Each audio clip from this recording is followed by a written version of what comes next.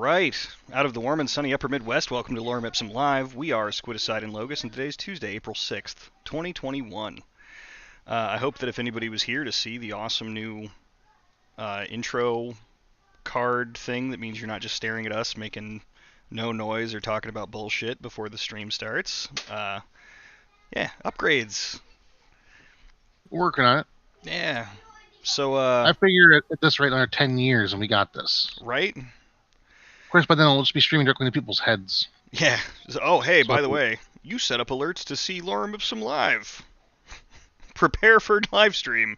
Sitting on the fucking subway or some shit. Yeah. So, we'll be getting all of our news from OnlyFans. right? We can make a lot of money on OnlyFans. Have you seen us? I've been considering it, to be honest. So, how's your 2 weeks been? Pretty straight cray. Vaccination schedules with spouse and roommate. Vaccination side effects with self. Some emergency out-of-town family stuff. That's, a lot of medical stuff, house stuff. Not really anything of note. I'm positive I'm missing something important, but I can't think of what it is at the moment. How about you? It's been an interesting 2 weeks. I also got vaccinated and had to deal with some of the side effects for about 48 hours. Wasn't a great time. Did things to make streaming better and easier. Seriously considering, actually, we'll be getting back into doing some gaming streams and recordings and stuff like that here starting at the end of the week. I got some stuff that I ordered coming in to make that easier. A microphone that's not going to be here for a while. I got a green screen to hang on the backdrop so that I don't take up as much real estate on the screen when I'm doing video game stuff. Been sick the last couple of days, so if I seem off, it's, stomach bug, something tore through the household, and I was the last one to get it, hopefully. So yeah. I don't remember exactly. Last week we didn't stream because you were feeling the vaccine still, I think. Yeah. Thankfully, And I'm still hitting my family, but I'm better now. But good news, 7 days from now, number 2. right? I still have to wait until the 28th, but I'm not going to complain too loud. So yeah, that's been my couple of weeks. I guess we could just dive right the fuck into our topic of discussion today, which, fair warning for you guys watching, actually might be shorter than I anticipated it being. Today. Before we get into that, actually, there's been a lot of news over the last 2 weeks that we haven't really covered, and unlike some other stuff where it's just sort of blah, blah, blah, like, there's actually been a lot happening in our country and in the world lately. But we can do new stuff if you want to do new stuff. Just a couple of things I wanted to mention, like, there's a big old infrastructure bill that we're going to have to cover, because it's big and it's not as sexy as it could be, but it's I would date it.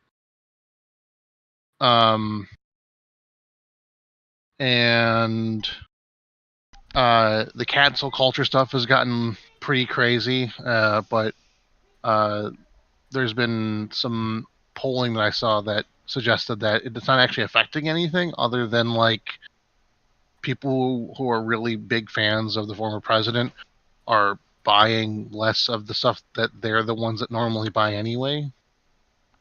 So it's like not actually affecting. It's not adversely affecting the. It's not actually adversely affecting the companies they're hoping to adversely affect because they don't. Oh, you're talking about the hypocritical cater. cancel bullshit from the people on the right. Yeah. Don't go to NASCAR. Don't do. Yeah. I gotcha. Yeah. I'm just glad there's a number. Sum up everything basically that was in that kind of cant. There's been a lot of good signs in the country that we're actually beginning the de-Stalinization process. Yeah.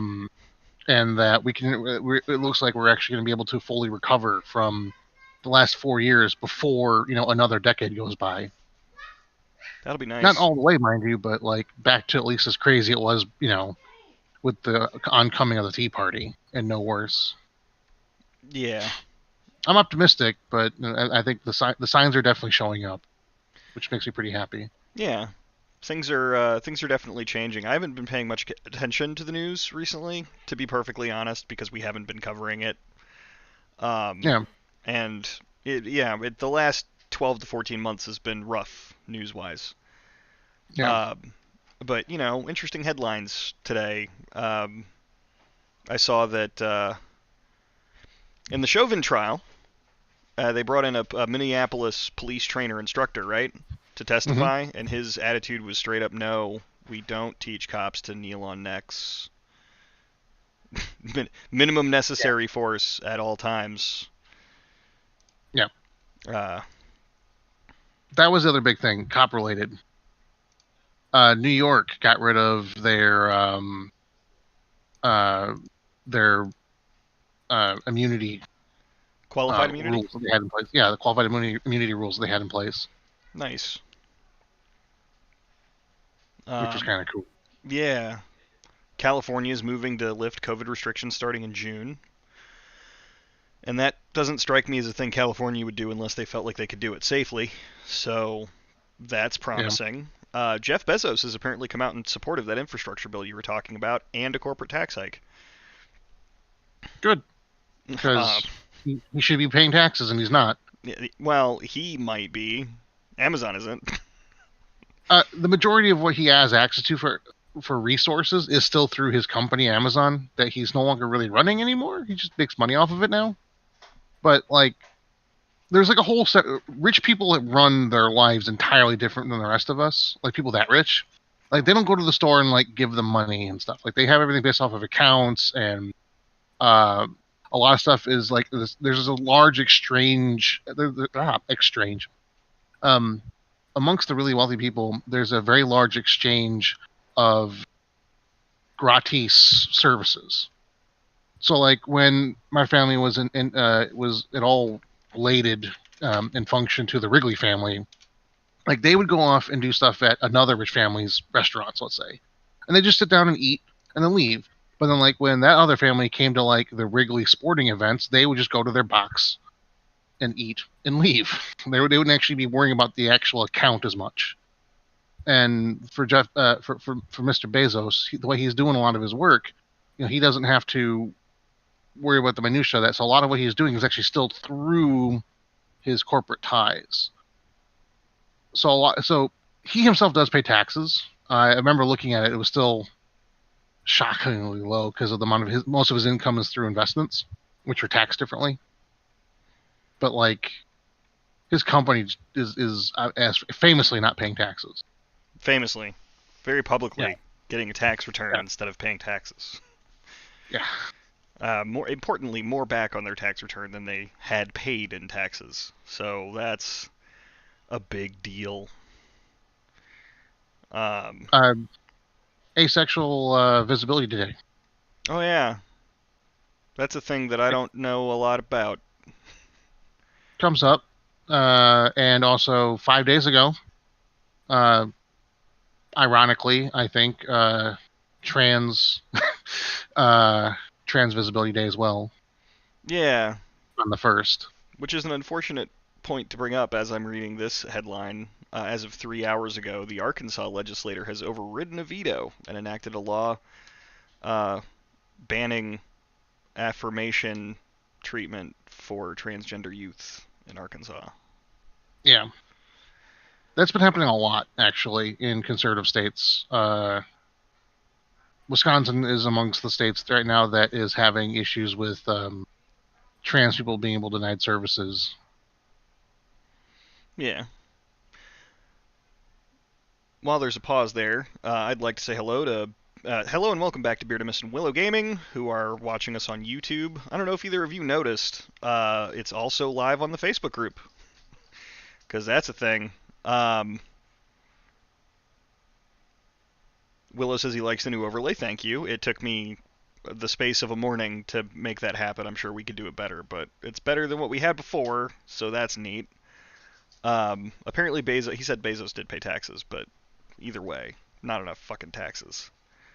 Um, And Beardamus Prime says, imagine being as rich as Jeff Bezos / Amazon and not making an IRL Batman. Yeah.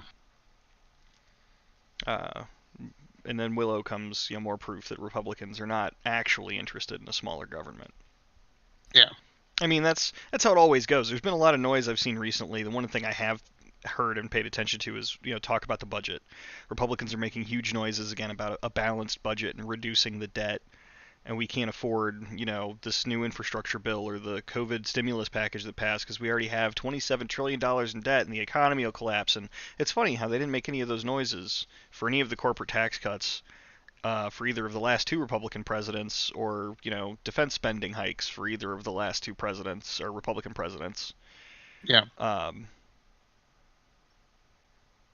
Yeah. Well, it's even to the point where, just a quick note on that, it's to the point where even it was on a Fox News show where they tried pulling that game about how it's how the Democrats are exploiting the deficit, and the host called them out on that and said, actually, under Obama, deficit shrank. Under Clinton, we had a surplus.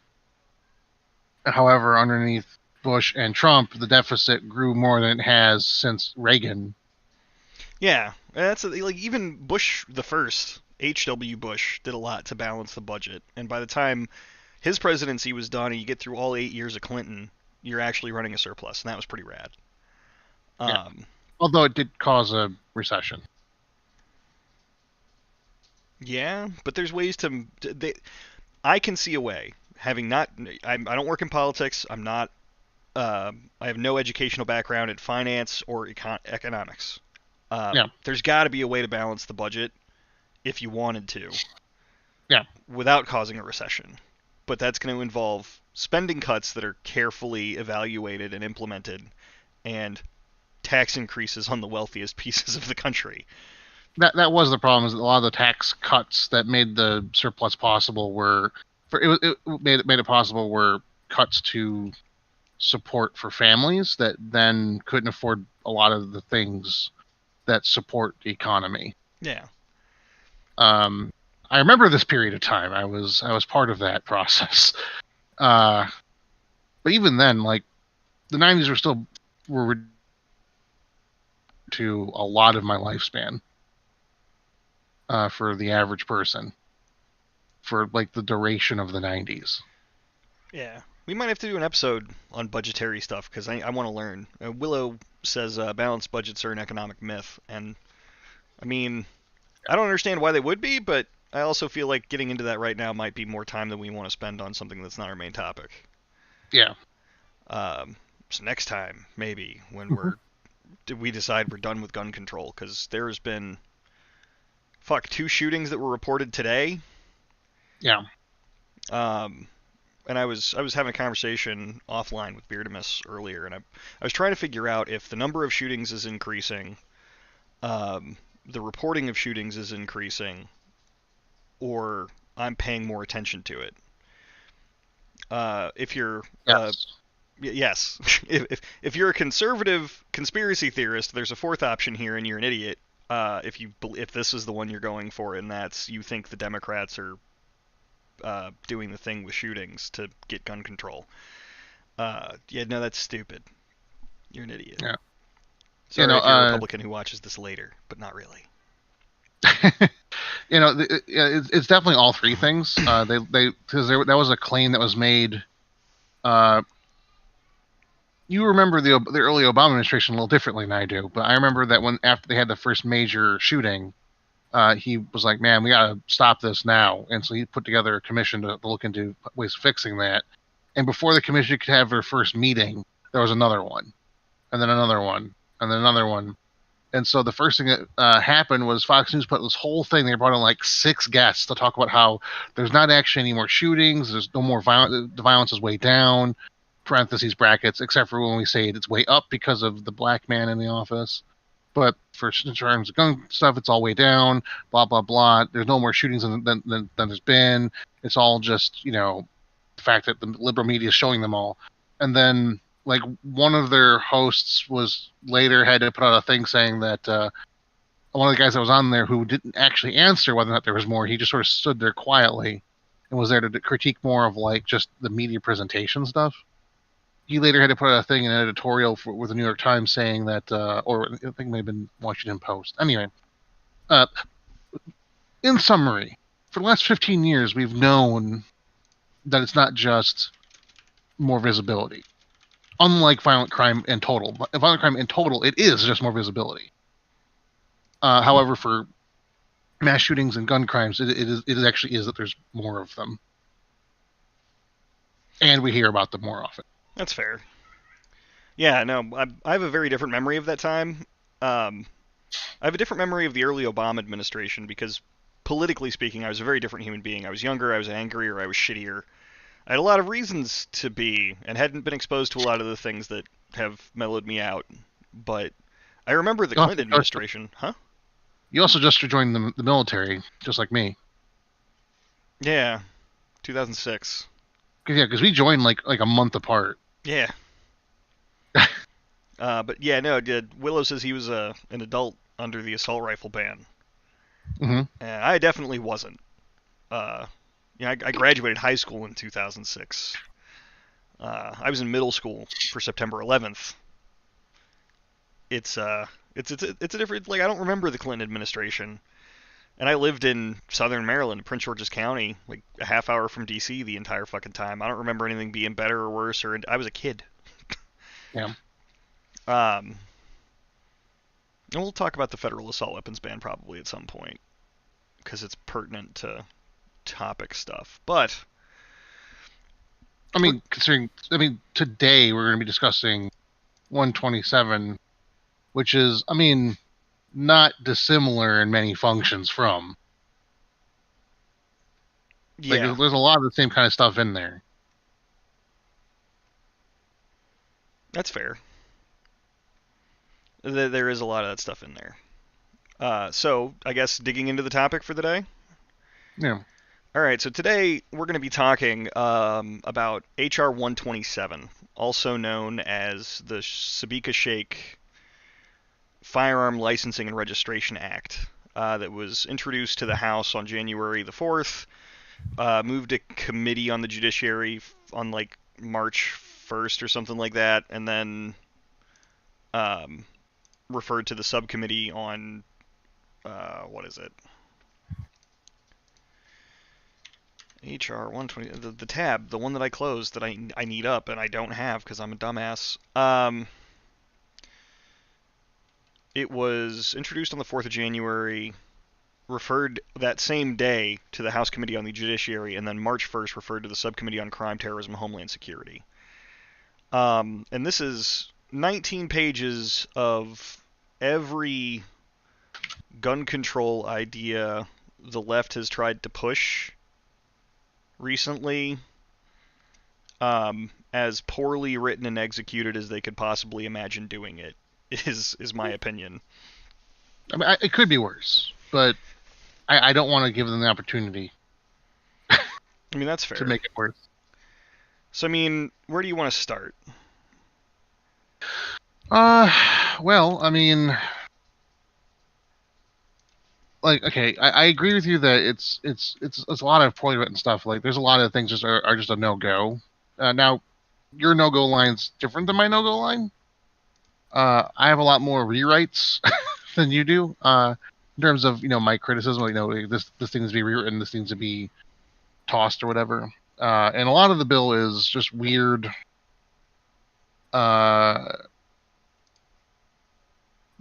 the table of punishments and stuff is, and then clarifying, linking clauses that let it work along with or against, blah blah blah.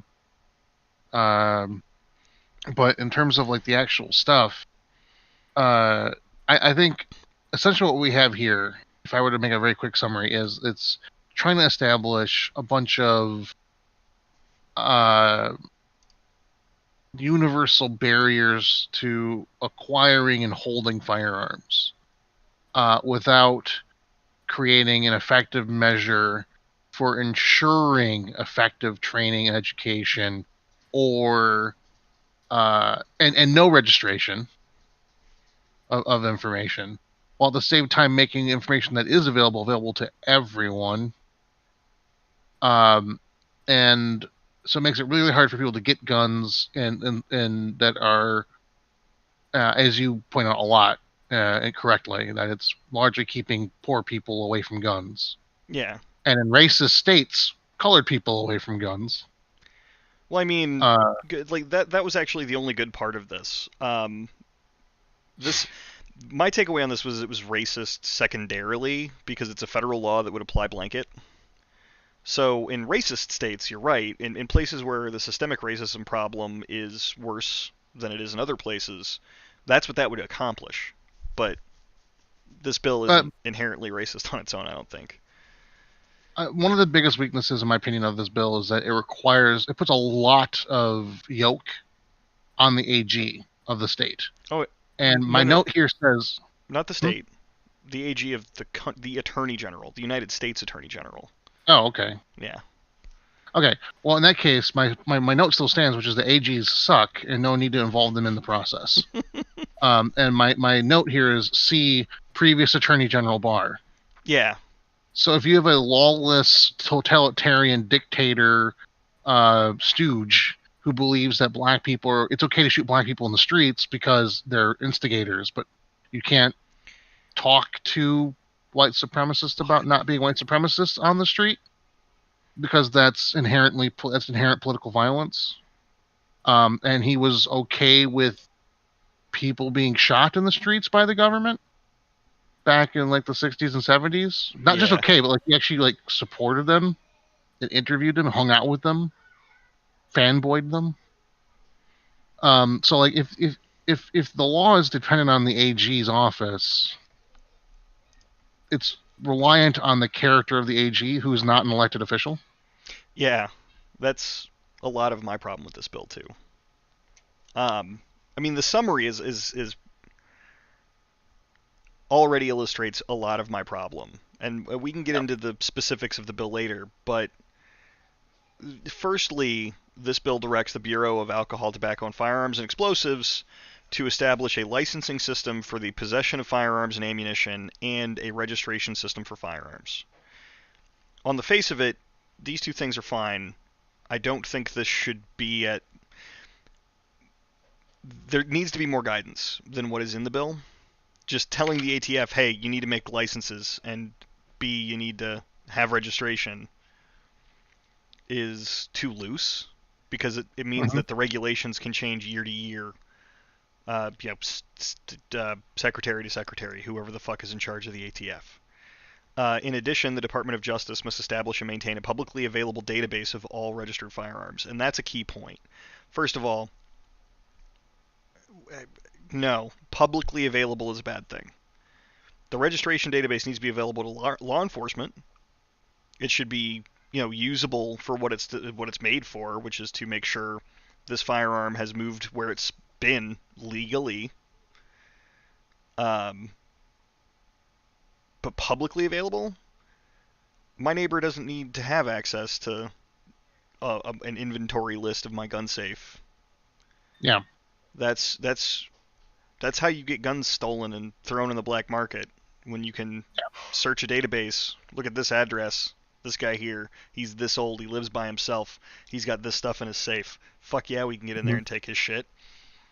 No. Yeah. I have basically the same note that... So the reason why other countries have public availability of records, it's not these records, it's not the same thing. So I think, without going too much into the segment of how would we do it, in a lot of other places, the fact that you applied for a license of a specific kind and whether or not it was approved or denied, and then in some countries, whether or not it was fulfilled or not, is available publicly. So if you applied for, let's say, a license that allows you to own military-style firearms in, let's say, Switzerland, the fact that you applied for the ability to have that, which most people don't have to apply it separately, but anyway, would be available, for instance, but not whether or not you actually went out ahead and bought that. Yeah. Because the way that most other countries do weapons firearms licensing is that you apply for the license and then you can go buy your firearm. It's not like the States where you go, select your firearm, you put it on the counter, and the guy says, "All right, paperwork time." Assuming he's doing it right. Yeah. It's a different process, and also in most of the places, you can once you get your license, you're not required to immediately use it. You have like up to, I think one country has up to 3 years to use all of the licenses you've applied for. Huh. So like in Switzerland, it's actually pretty for gun people in Switzerland. It's actually normal habit to just have a spare license in their pocket. So if when they're out and about, they drive by a guy who's selling a gun, they can just snatch it up. Because the fact that they have that license in their pocket means they've already passed the background check. They've already done all the stuff. They've already paid for all the paperwork. And Now they just got to get the serial number and stuff put on the license. and theoretically, between obtaining the license and the eventual purchase, hasn't done something that would have that license revoked. Yeah. Yeah. That's fine. I think But- in Germany there's actually a code you punch in now that you can just plug in into like the police officer or whatever, and it looks up instantly. Yeah. So after that, right, the bill creates licensing requirements for the possession of a firearm and ammunition. And I don't know how I feel about licensing of ammunition. My feeling on that is I definitely see the value in it because England does it and it actually is effective the way England does it for England's gun culture. That being said, it has a purposely suppressed gun culture. Yeah. Which is not one that most Americans are going to find not just certain Americans, but most people would find it. I think not acceptable to have to not have the availability of innocuous parts of things available. Yeah. I mean, we can dig into that too when we get into the specifics of it, because I don't remember actually seeing anything in the bill. I read through the whole thing. I don't remember seeing anything about ammunition other than it mentioned as part of the weapons license. Which makes it feel like it's going to be for all ammunition. Yeah. And that's the other thing too is when we get into the specifics, the licensing requirements are just incomprehensible. Like it's obvious Well, for most of it, it's just a program established by the AG. Yeah, it's just vague as fuck. And then the requirements they do list, you have to have a general weapons owner's license. Okay, cool. Does that mean I have to have one, and that lets me own guns, or do I have to have one per gun? Do I have to go through this rigmarole every fucking time I buy a weapon and renew them all in their own fucking timelines? It doesn't say that, and I would presume that's up to the AG, which is really fucking stupid. DOJ shall issue such a license if the individual is 21 years of age or older. That's kind of a big deal because currently, federally and in most states, if it's not a handgun, you can buy it when you're 18. So this automatically precludes adults for the first 3 years of their adult lives from owning firearms. Which same as smoking and alcohol. Yeah, nowadays. That's a whole different discussion about the age of majority. Yeah. If you can't buy a gun, you can't drink, you can't smoke until you're 21, I don't think they should let you enlist either. That's what I was going to say. I think that would be the next thing is no active enlistments until the age of 21. And no voting. If you're an adult, you're an adult. If you're not, you're not. Don't mix and match this bullshit. If we're going to make the voting age older, I really think we need to make it older than 21, but that's a whole different discussion. Yeah. We can have that discussion at some point, because I don't disagree with you. So 21 years of age or older undergoes a criminal background check and a psychological evaluation, which on the face of it is a good idea. The way they specifically handle it, I think, goes a little too fucking far and leaves too much discretion for the practice of a right. There's not enough specific in the bill for me. No. Are we still on the mental health topic? The psych eval? No, I figured we'd cover that when we get into the meat and potatoes. Oh, okay. I want to just get through the summary real quick. Gotcha. Completes a certified training course. That's not a bad idea. The way they're handling it, I think, is a little weird, but it's all right. And has an insurance policy, which isn't as an egregious thing as I used to think it is, but the way they handle it in the bill is just the worst. Yeah. Um, it also outlines the circumstances under which DOJ must deny a license, um, establishes additional requirements for an antique firearm display license and a military-style weapons license, as well as defining military-style weapons. It also generally prohibits and penalizes the possession of a firearm or ammunition unless the individual complies with licensing and registration requirements. It also prohibits the transfer of firearm or ammunition to an unlicensed person. Rad. Finally, it generally prohibits and penalizes the possession of ammunition that is .50 caliber or greater, and the possession of large capacity ammunition feeding devices. Except when we get into the specifics of that, if it's a rimfire tube magazine, specifically 22 long rifle rimfire, you can have more than 10, that's fine. But anything else, 10's it. And they define military style weapon, and they do a poorer job of defining ammunition .50 caliber or greater, and they do it's really kind of gross. Like, I hate everything about this fucking thing. Let's check on chat, because I've been away for a minute. Yeah, Willow, we'll have to get into the meat and potatoes of what is an adult at some point in the future.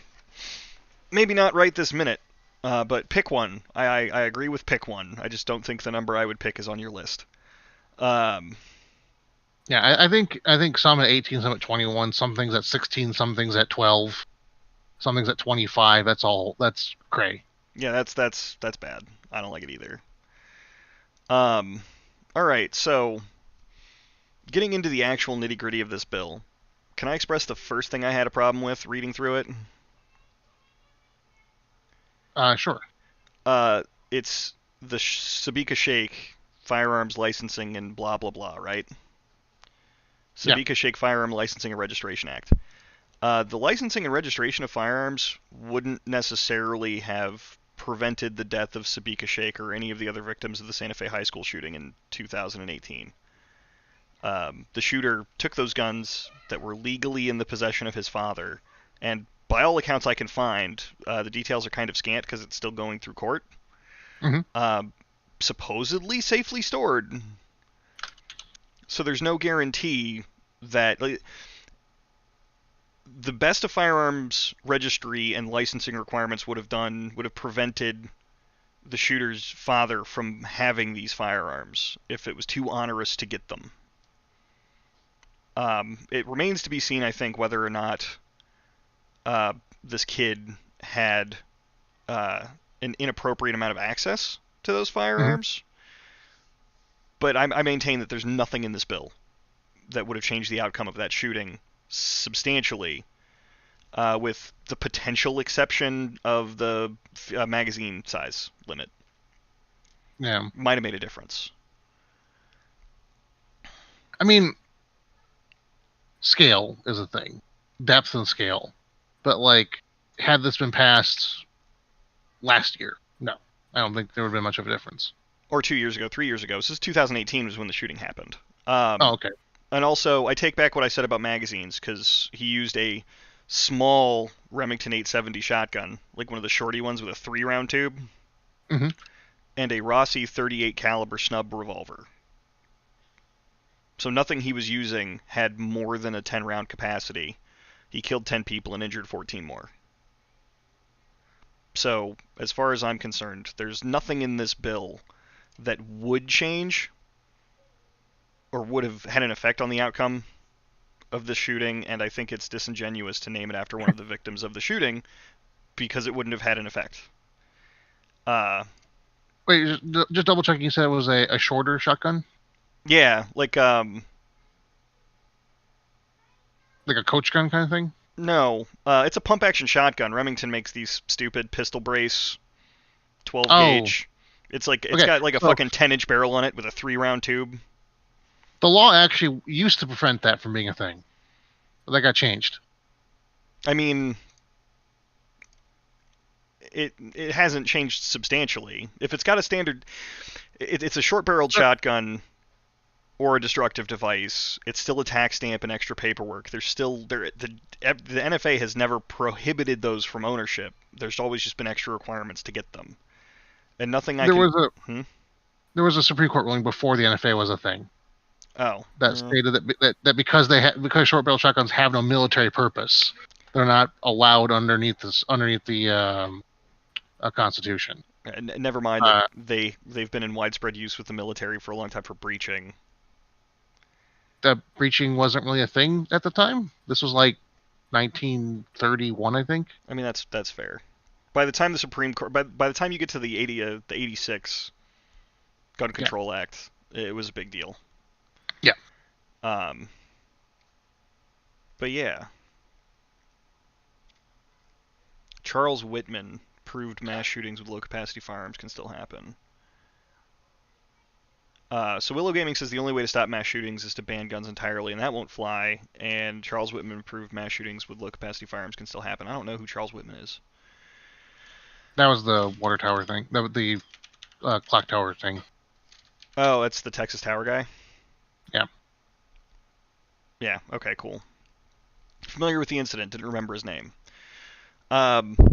So the next issue that I have with this, when we're going down, when I did my notes, just reading through this asshole, right? Mm-hmm. It doesn't establish licensing and registration of firearms. The law just doesn't do that. Yeah. It delegates that authority and directs the AG through the ATF to do that. Mm-hmm. And I don't think that's good enough, regardless of which side of the issue you fall under. Because without like specific legally mandated guidelines on the how to establish licensing and registration of firearms, any given AG can just decide that he doesn't have to do that, or he can make it as easy as possible or as hard as possible as he wants, and the ATF can follow his lead, or the leadership can change. So like Barr, if this law were in effect at the beginning of the Trump presidency, or before Barr became AG, Barr could have just been like, all right, cool, well, all you got to do to blah blah, we just gonna make it as easy as possible, right? Mm-hmm. And that could, you can have an AG that just makes it stupid easy to get guns, easier than it is now, even if they're being too dumb with the licensing and registration. Or you could get one that's super anti-gun that just doesn't issue licenses, doesn't allow them to be renewed, and de facto bans the ownership of firearms in the United States. Yeah. Pocket denials. Yeah. And I mean, they have that problem in California right now for concealed carry permits, and in Maryland. Is that documented? Yes. Okay. that's the last time I heard about that was from a guy who I know is a conspiracy theorist. Oh, no. So shall issue concealed carry states, big ones, California, Maryland. They've been told by the Supreme Court that you can't shall issue. You have to show a reason to deny the permit. You can't just require a good reason to have the concealed carry permit. Mm-hmm. And they're still fighting it in appeals courts and all kinds of bullshit. And Maryland had a big problem for a while because the GOP made it racist. Who would have figured? In Maryland, to get a concealed carry permit, you either had to have been physically assaulted 3 times in the last 30 days, or carry more than $10,000 in cash or valuables with you on a daily basis. And those were historically the only reasons the state would accept for issuing you a concealed license. Mm-hmm. And the Republicans made a big deal about how the only people that generally fit that description are drug dealers.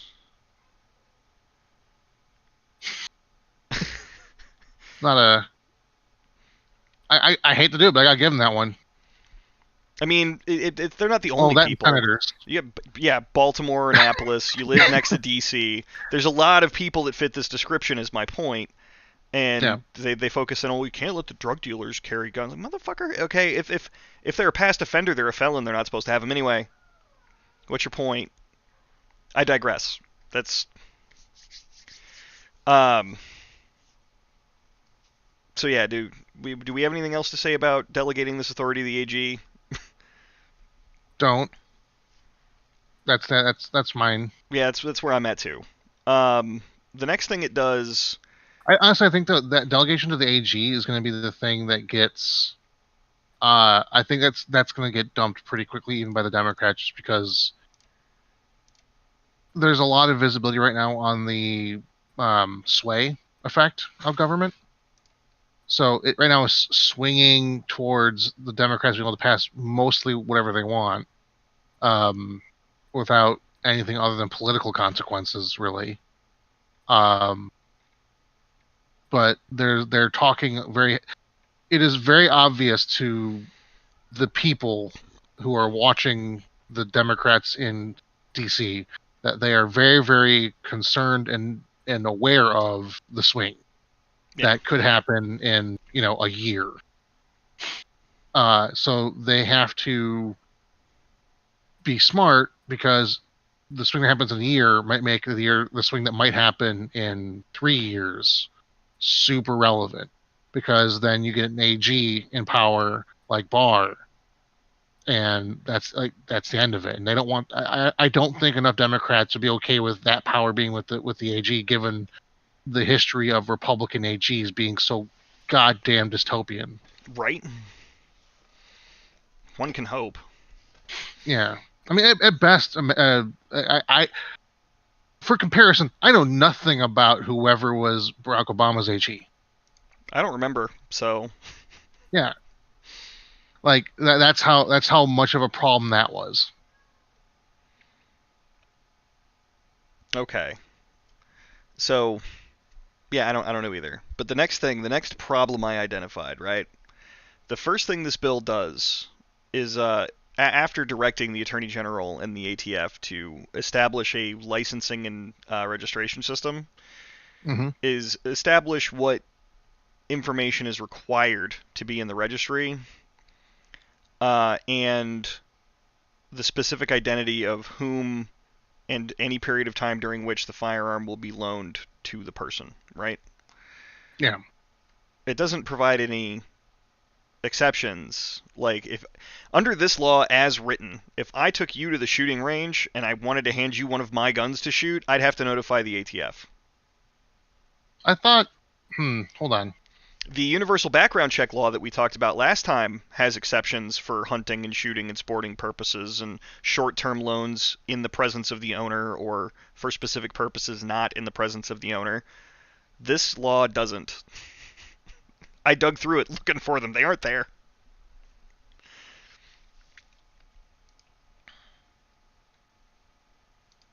I could have sworn I saw something about that just like today when I was looking through this again. Well, I'd be just overjoyed to be wrong, but I'm pretty sure. I need more moo juice.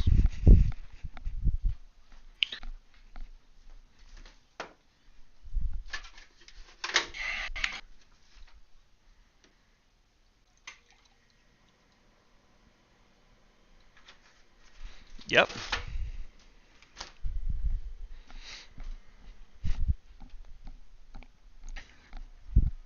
Gotta love. No, yeah. Right? That's fucking awful.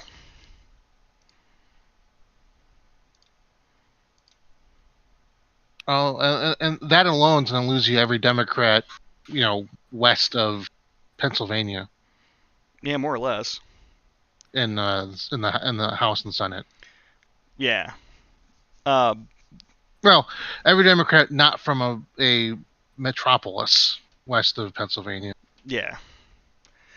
The bigger problem, I think, I mean, that's already a huge problem. The bigger problem with this piece of the law is, under the firearm registration system, the owner of a firearm shall transmit to the Bureau the make, model, serial number of the firearm, the identity of the owner of the firearm, the date the firearm was acquired by the owner, and where the firearm is or will be stored, and that notice of loans and bullshit. So Mm-hmm. that means that the publicly available database, which wouldn't be super egregious if it was just make, model, serial number, and the owner's name, right? Yeah. I can understand back-end necessity of access to dates of transfers for law enforcement and such. That's fine. But where the firearm is or will be stored, that means that there's going to be my name, what kind of guns I have, and my address. And that's the big no-go here. Yeah. We kind of sort of touched on that earlier. I think honestly, you don't have to worry about that particular part of the law because, for in terms of it being publicly available, with the conservative Supreme Court, I think you can basically count on that being struck down. On the idea that Oh, the Second Amendment allows for what? sorry. No, I just uh, maybe I didn't make it clear to you or the viewers. I don't think this law has half a chance in hell of making it to the Senate, much less getting signed into law. Okay. Well, my I point is just that particular feature of it being publicly available information has no demonstrable or statistically supported use in terms of actually allowing Congress to better secure the safety and well-being of the citizens, yeah. and therefore it cannot be used to override the Second Amendment. Okay, cool. I mean, I'm glad that the Supreme Court of any makeup would recognize and override that. But like I said, I don't think this has half a shot in hell. Yeah. The next piece of it that I had an issue with, right? Um, Deadline for supplying information. The transmission required by paragraph 1 shall be made in the case of a firearm acquired before the effective date of this section within 3 months after the effective date of this section, or in the case of a firearm acquired on or after the effective date on the date the owner acquires the firearm. So if you bought a new gun a year after this law was signed, immediately is when it goes in the registry. 3 months, so 15 months after the signing, if you owned it before the signing. 393 million guns ish in the United States. That is a lot of guns to need to try to register in 15 months. Less time because the AG is going to have to come up with the registration system and the licensing system, and everybody that's registering guns is going to need to apply for licenses. It's a bureaucratic nightmare. There's no way that gets done in that amount of time. You're going to make a shit pile of people felons just because their paperwork didn't go through fast enough.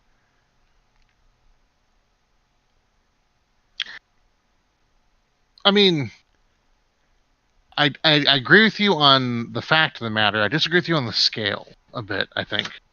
One big thing that happened in the last 3 years of the Obama administration that was carried into the Trump administration and was very effective and is being used to great effect under the Biden administration so far is the new digitization of records and the networking of the various government systems is dramatically improved.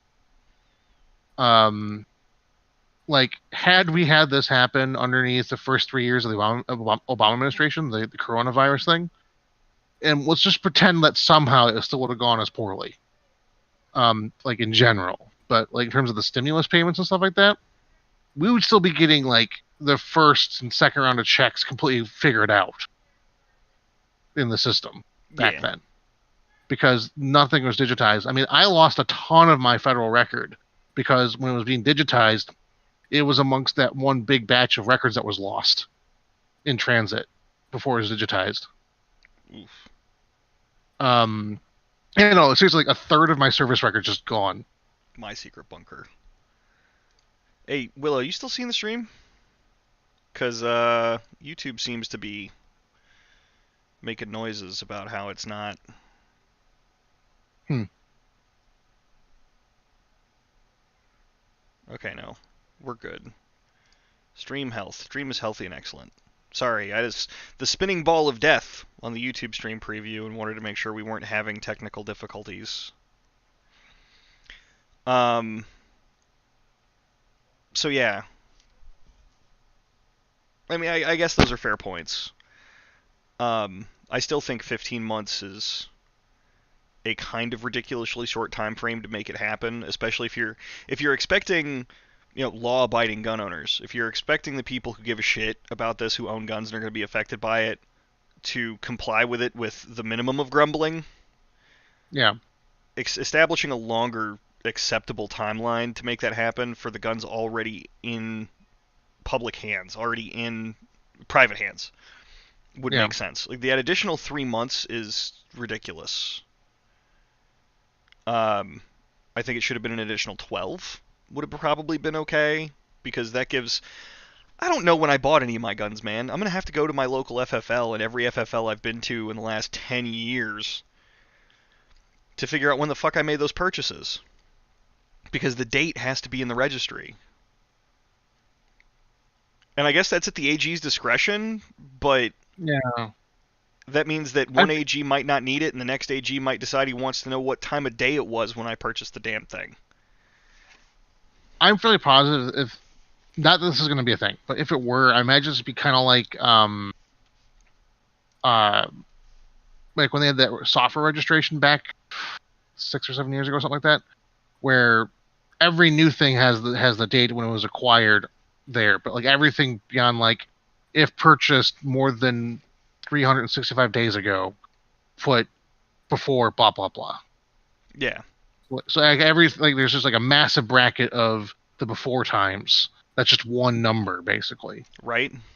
And a lot of places use like voter registration has the same thing, where people who were born before a certain year all just that they don't have their first like voting day.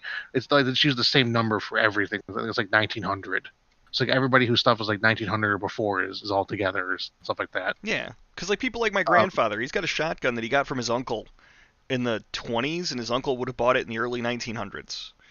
Yeah, I'm pretty sure that the way the government does administration stuff like that, I'm positive there would just be a set date of if your guns were acquired before 2020, just put before 2020. But that depends on the AG.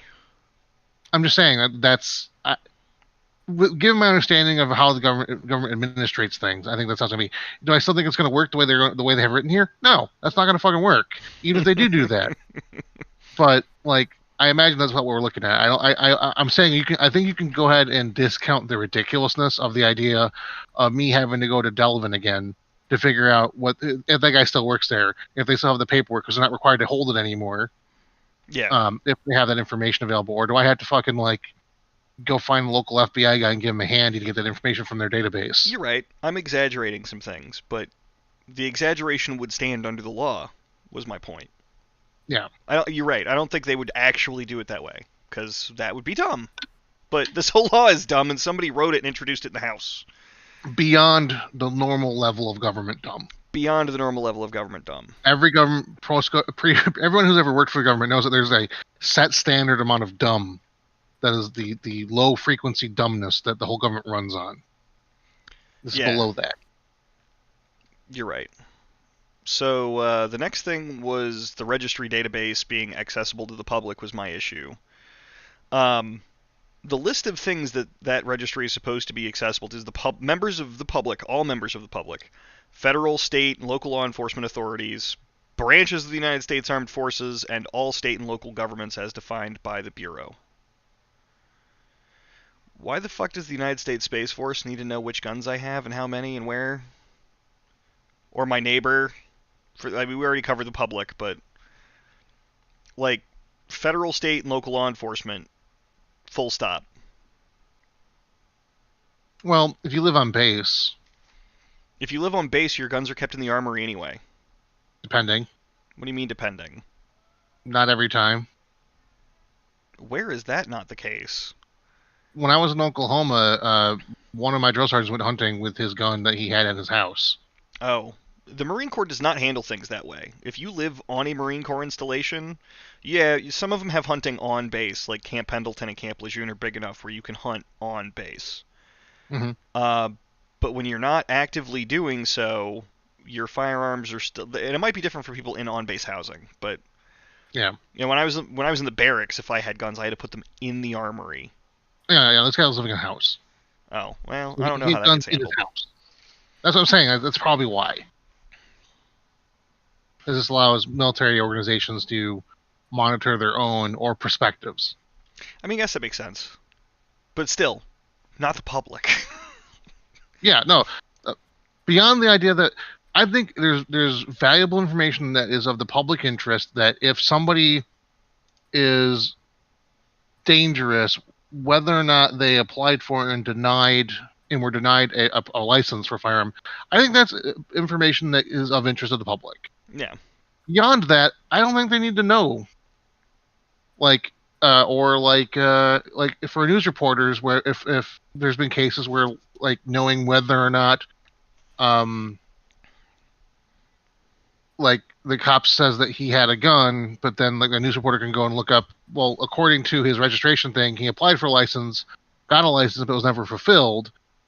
So that's a loose end in the story that gives journalists and the public something to look into more through normal investigative means.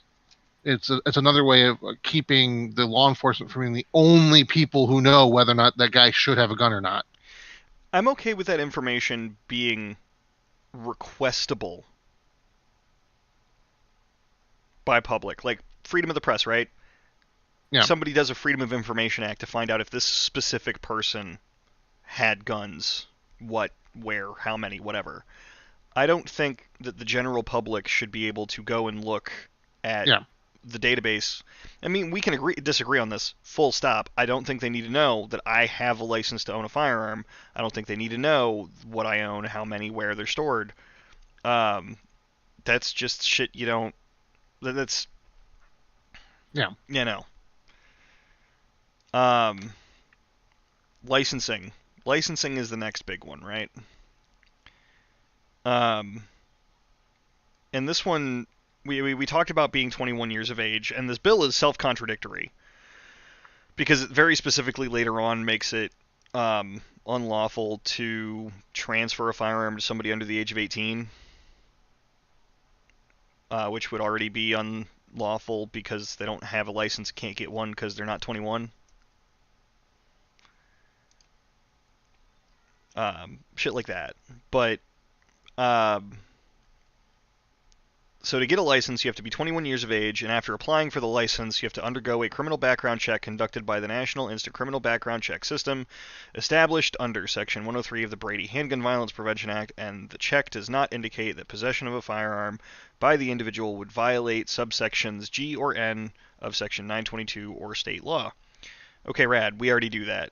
And then it goes into psychological mental health checks, which are the part of this thing that the Brady bill doesn't really solve. Like the NICS check is all right, but because mental health isn't a part of it, it's not as good as it could be. Yeah. But the psychological evaluation, yeah. Real quick on that 18-year-old transfer thing. It closes the grain area of my granddad dies. He had 18 guns. I'm 20. I'm the sole heir to my majigger. The state cannot hand over his guns to me because I don't have the legal authority to. I cannot get licensed to own them. So the state cannot legally give them to me. So the state has to be given that part of the state has to be given to somebody else. It covers things like that, or like let's say a relative of mine has guns, goes to prison suddenly. He can't just give me his guns to hold on to him for when he gets out again. Yeah. Et cetera, et cetera, et cetera. Because that's fine, but it doesn't. The bill establishes 21 as the minimum age to obtain a license to own firearms, and then also makes it illegal to transfer a firearm to someone under the age of 18. Yeah. Which would be illegal regardless, because you can't have a license if you're under 21. That's my point. If it said it would be unlawful to transfer a firearm to somebody under the age of 21, that's redundant, but at least it's still consistent. It's unlawful to transfer firearms to an unlicensed person, and you have to be 21 to have a license. Okay. Now it's unlawful to transfer a firearm to somebody under the age of 18. Not loan, transfer. Why? Why does that need to be enumerated? It's the same reason why there's enumerated differences between possession of illicit substances and distribution. There's a legal distinction, and also that gives it gives it a mechanical surface for when it interacts with other laws. So, like some states have laws that say that you shall transfer the property of blah blah blah to blah blah blah, unless contradicted by a thing. Okay. So when you create the mechanical surface, rather than so let's say there is no declaration of that, the state would have to spend the time it takes to figure out how they're going to handle that specific thing, where if it just states that that is a prohibited action, that would fall automatically underneath the other what to handle when that's a prohibited action. That makes sense. And also that if there's a penalty, let's say, like the penalties for possession, the penalties for trafficking or distribution of drugs are different penalties and handled differently depending on circumstances and location. This does the same kind of thing where it allows that there is a distinction between the two, et cetera, et cetera. Yeah. So, you're right. It's double covered, but I would say that it's not a unnecessary double coverage. It's when an extremely rare need arises, and given how many people live in the United States, that extremely rare thing happens more often. That's fair. Just to make sure we don't fall behind on interactions, Beardamus has said some stuff, the most entertaining of which was space crime! Willow Gaming said, there's no way this law passes. It would kill the Democratic Party. This is political suicide. Yeah, you're right. I knew that when I proposed that we talk about this. The idea was to, hey, look, this is like an omnibus bill of the most popular gun control solutions, just really poorly written, that gives us an opportunity to go through them and argue the merits of the ideas while laughing at how they did it in here. Because do you want to make firearms ownership have to be 21? I'm cool with that. We could that's fine. The age majority is a different conversation, like I've been talking about. But can I just mention a point of curiosity based on the space crime comment? Yeah. So with the Final Frontier being right next door to us right now, people living in space eventually. Currently speaking, all guns in space are illegal. All guns owned by a national entity are illegal. Privately too. What? There are no weapons allowed in space, according to international law. Now, international law, but anyway, so I think it's interesting that they'll have to come up with a gun rights in space law for when people go to live in space and need to have something on hand to protect themselves long term against any sort of unknown eventualities. And that'll be an interesting conversation. Like the moon colonies gun rights legislation. I mean, will be fun to read. We can do a whole episode on the space treaty. What? You probably don't need guns in space. Just start off like they do in Denmark. Just everyone has batons. Cops. Not to mention that guns are probably a bad idea in space. That's what I'm saying. There's too many surfaces that shouldn't be penetrated up in space time. There's not enough equal and opposite reactions to you recoiling. I'm far more worried about the fact that you could be going to moon kindergarten with your moon kid, and then some ass clown during a gender reveal party accidentally blows a hole through the surface of the dome, and now all of a sudden I'm chasing my kid in 0G. Not to dig this rabbit hole too much further, but would ammunition survive the trip to space? Yes, it does. They did testing. Like even with the pressure differential inside the case versus outside the case? With enameled AK-47 ammunition, it will fire 4 rounds-ish, depending on the make of the gun. Oh, so it's also... Will it fire in a vacuum, is the next question. Is smokeless powder self-oxidizing? They were able to get enameled sealed cases that the Soviet Union was using to fire a couple at a time. So there's enough oxygen...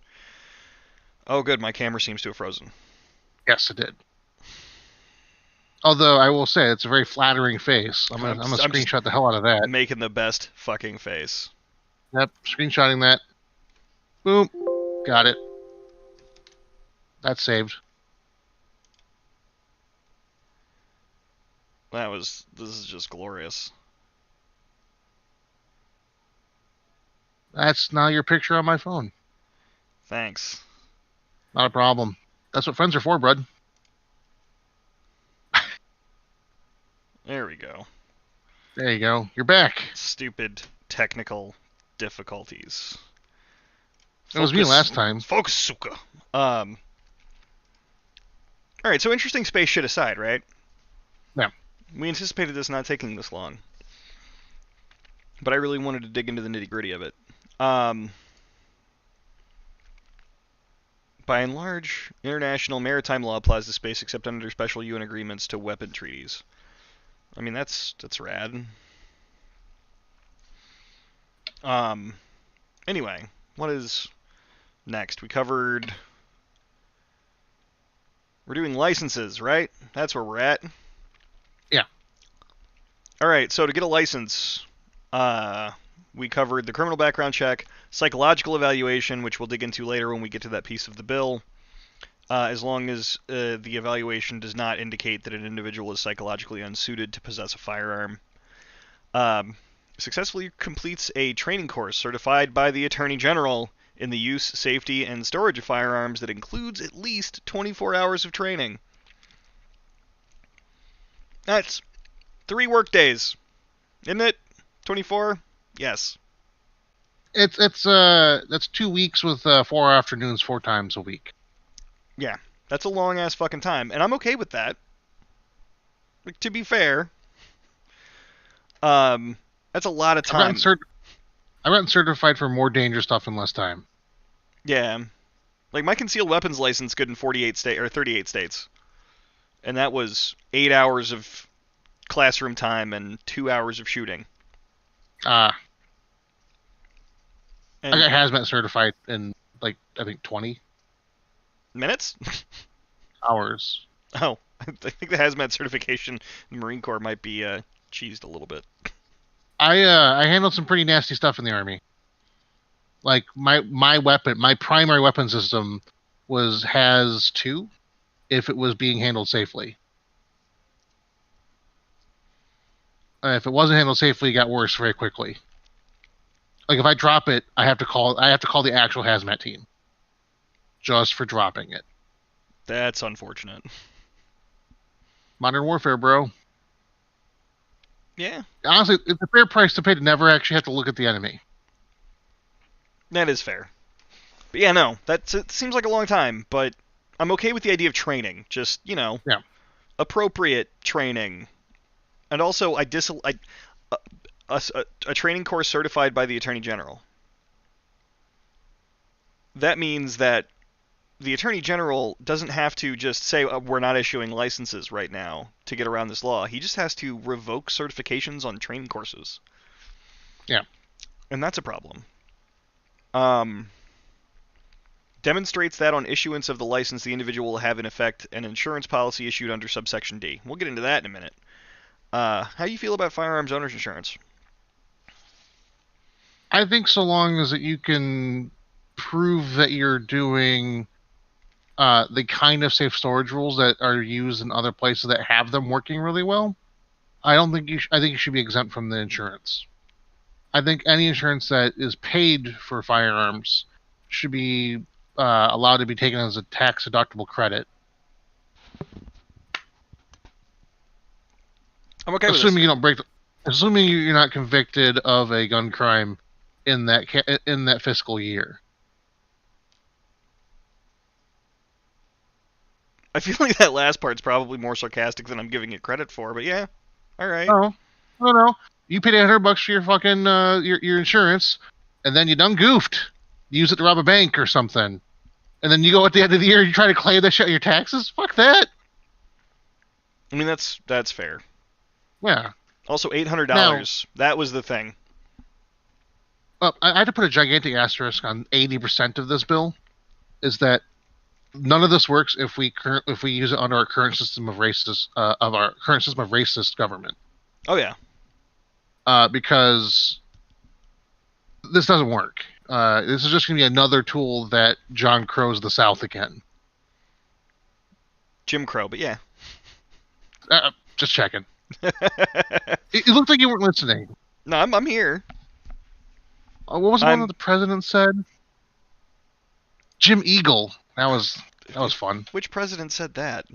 Biden. Did he really? Makes Jim Crow look like Jim Eagle. It's old man funny. I mean, I guess. It So wasn't good, man. no. So yeah, no. None of this works the way it's being implemented or under the current system. Yeah. So that's pretty much where we're at. I don't have a problem with licensing of firearms ownership.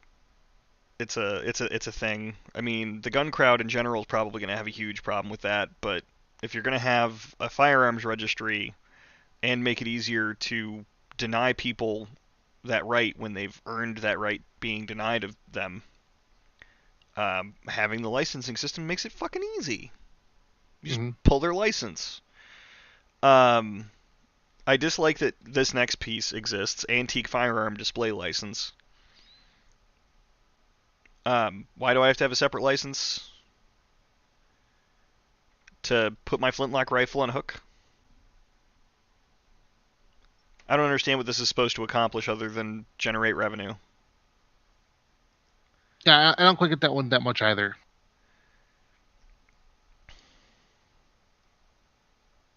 I came up with a whole licensing scheme, like a whole layout for it, but we talked about going through our own kind of like proposal of how to handle this, and I kind of want to save that for then, more or less. Yeah. Unless one of the viewers has a very specific question about that, in which case I'll go into it a bit. But Yeah. Right uh, now, we haven't had a whole lot. Apparently in Wisconsin, you can just use your DD-214 to get a concealed carry license. yeah, I mean, there's a part of me that think that's pretty rad, but there's a part of me that thinks that would be rad in a different era.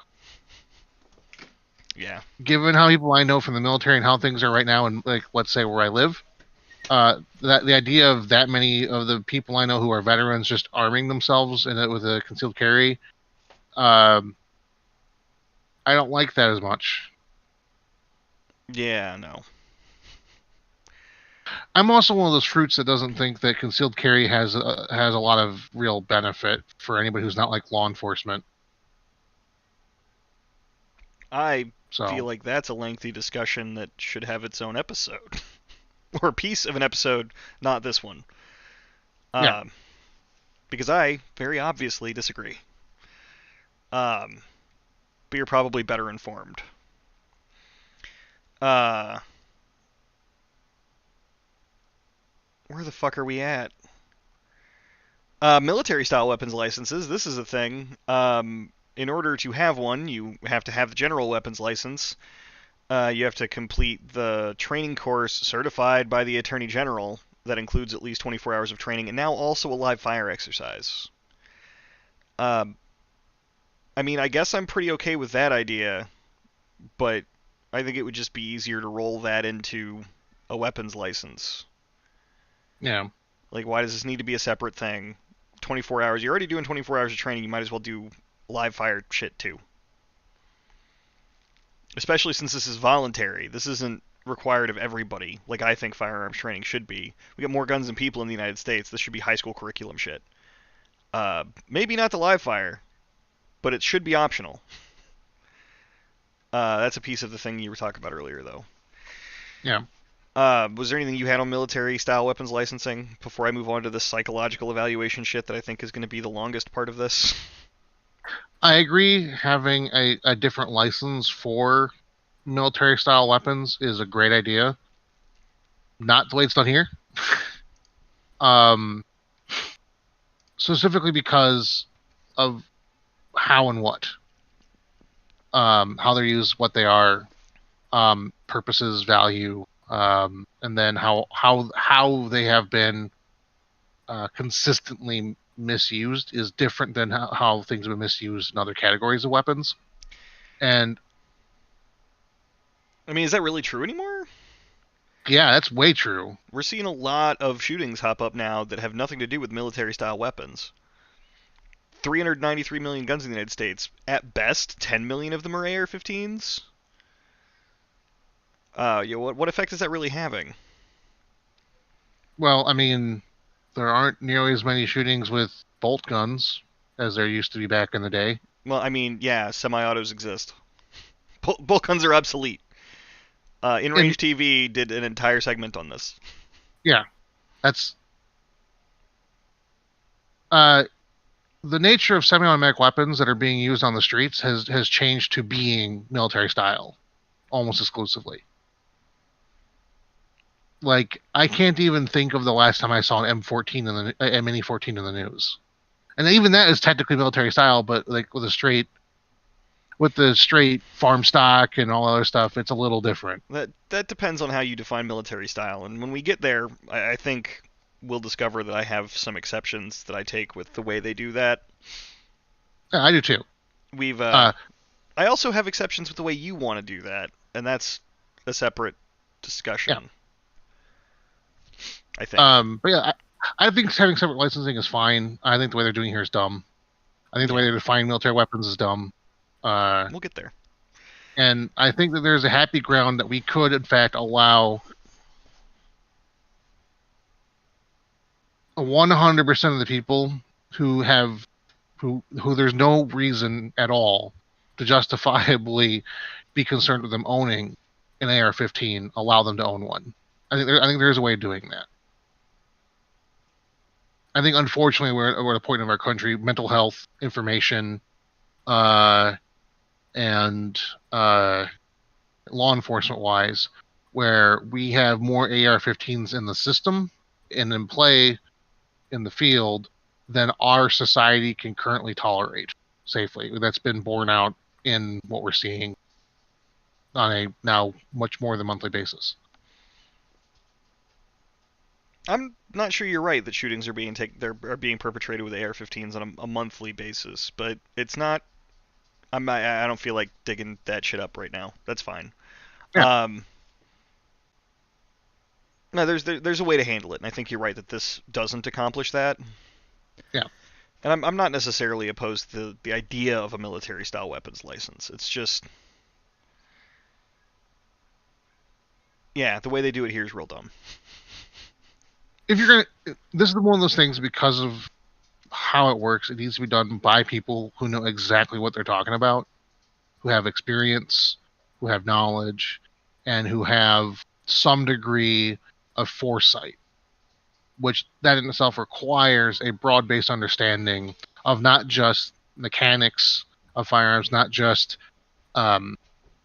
usage of firearms, not just the history of firearms, not just psychology, not just sociology, not just economics, not just law.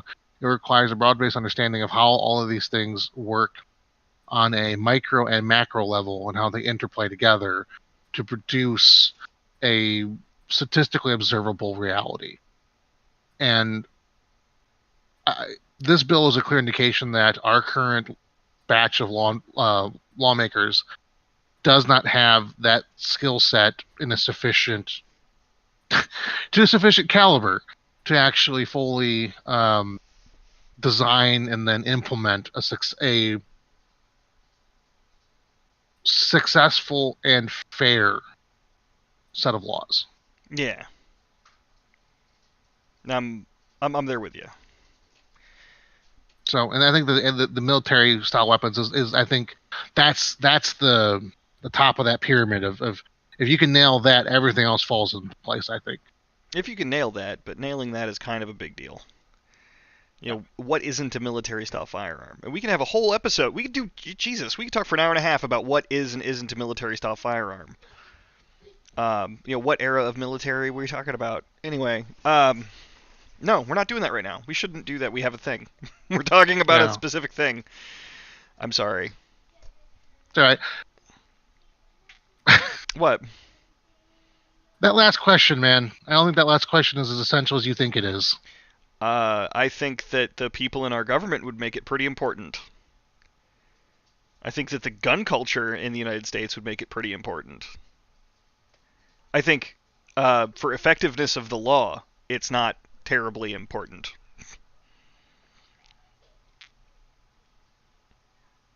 Because you could I could almost set a firm date on military style weapons to make them effective, to make this law effective to accomplish that mission. 1947. I mean, I did it in my notes, but as far as what is military or not, that's a question that cannot be answered with a date, because it's a sliding scale of information. I mean, you can make an attempt at it, and we'll get there. Yeah. That definition comes later. Should we move on to psychological evaluations? Yeah. Rad. So a psychological evaluation is conducted in accordance with this paragraph if the evaluation is conducted in compliance with such standards as shall be established by the Attorney General. More authority granted to the AG there. That's great. The evaluation is conducted by a licensed psychologist approved by the Attorney General. Woo! So not just licensed, approved. That's yet more discretion I don't like. As deemed necessary by the licensed psychologist involved, the evaluation included a psychological evaluation of other members of the household in which the individual resides. Okay.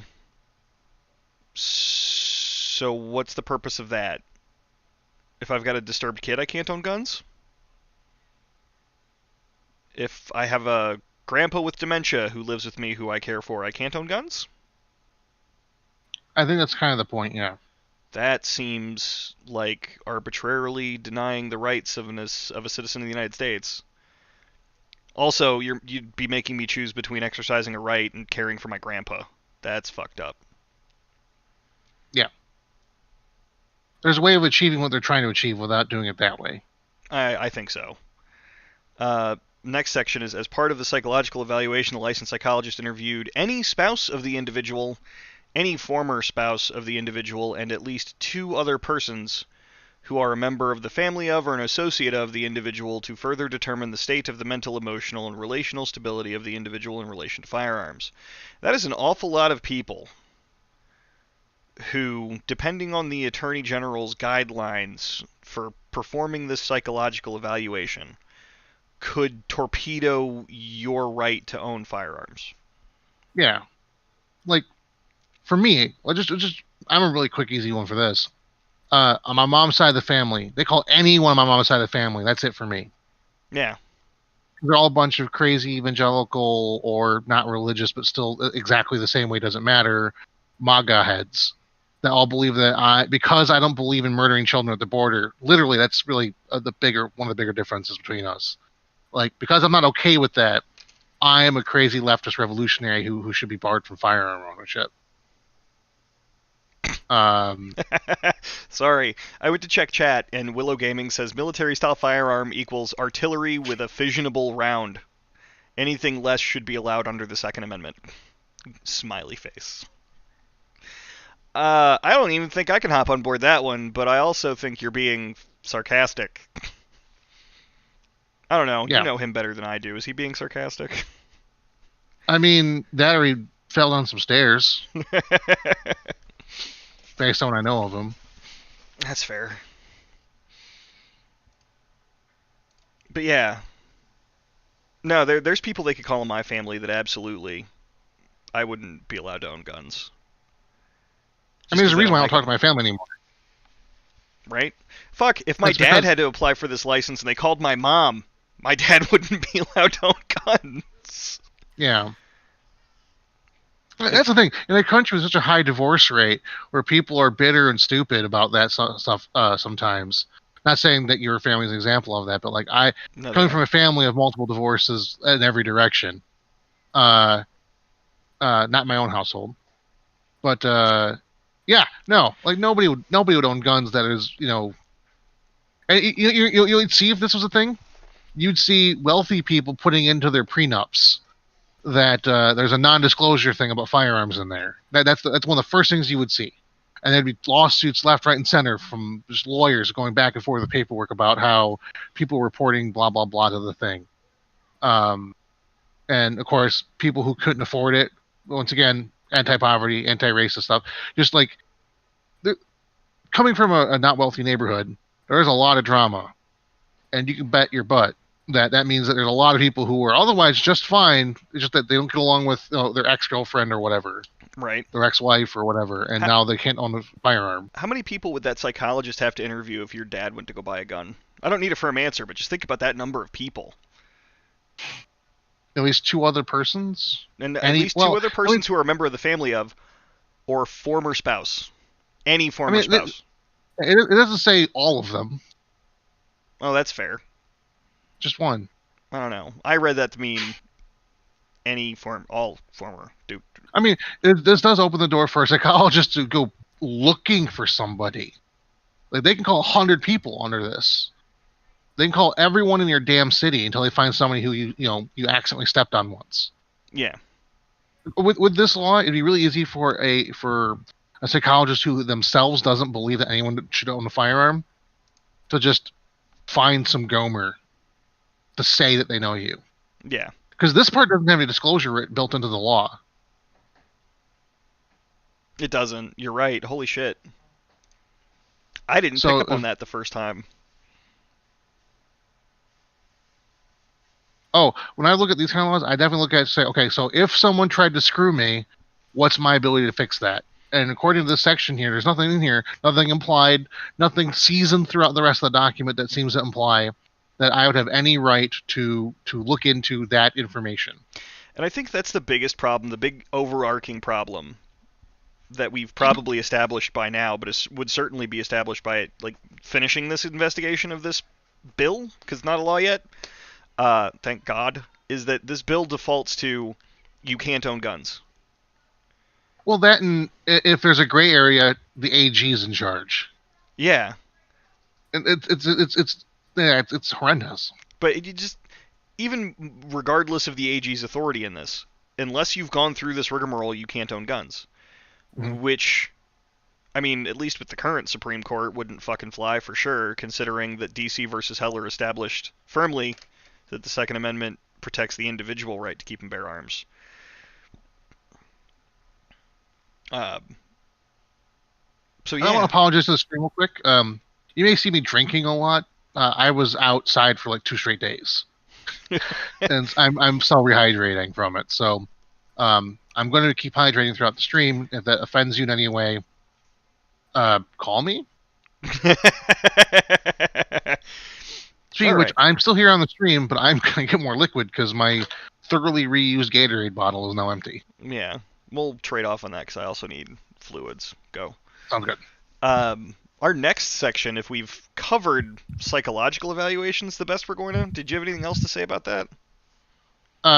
Psych evals in our country are bullshit. Yeah. The way we frame things in our country right now is largely defined by the DSM.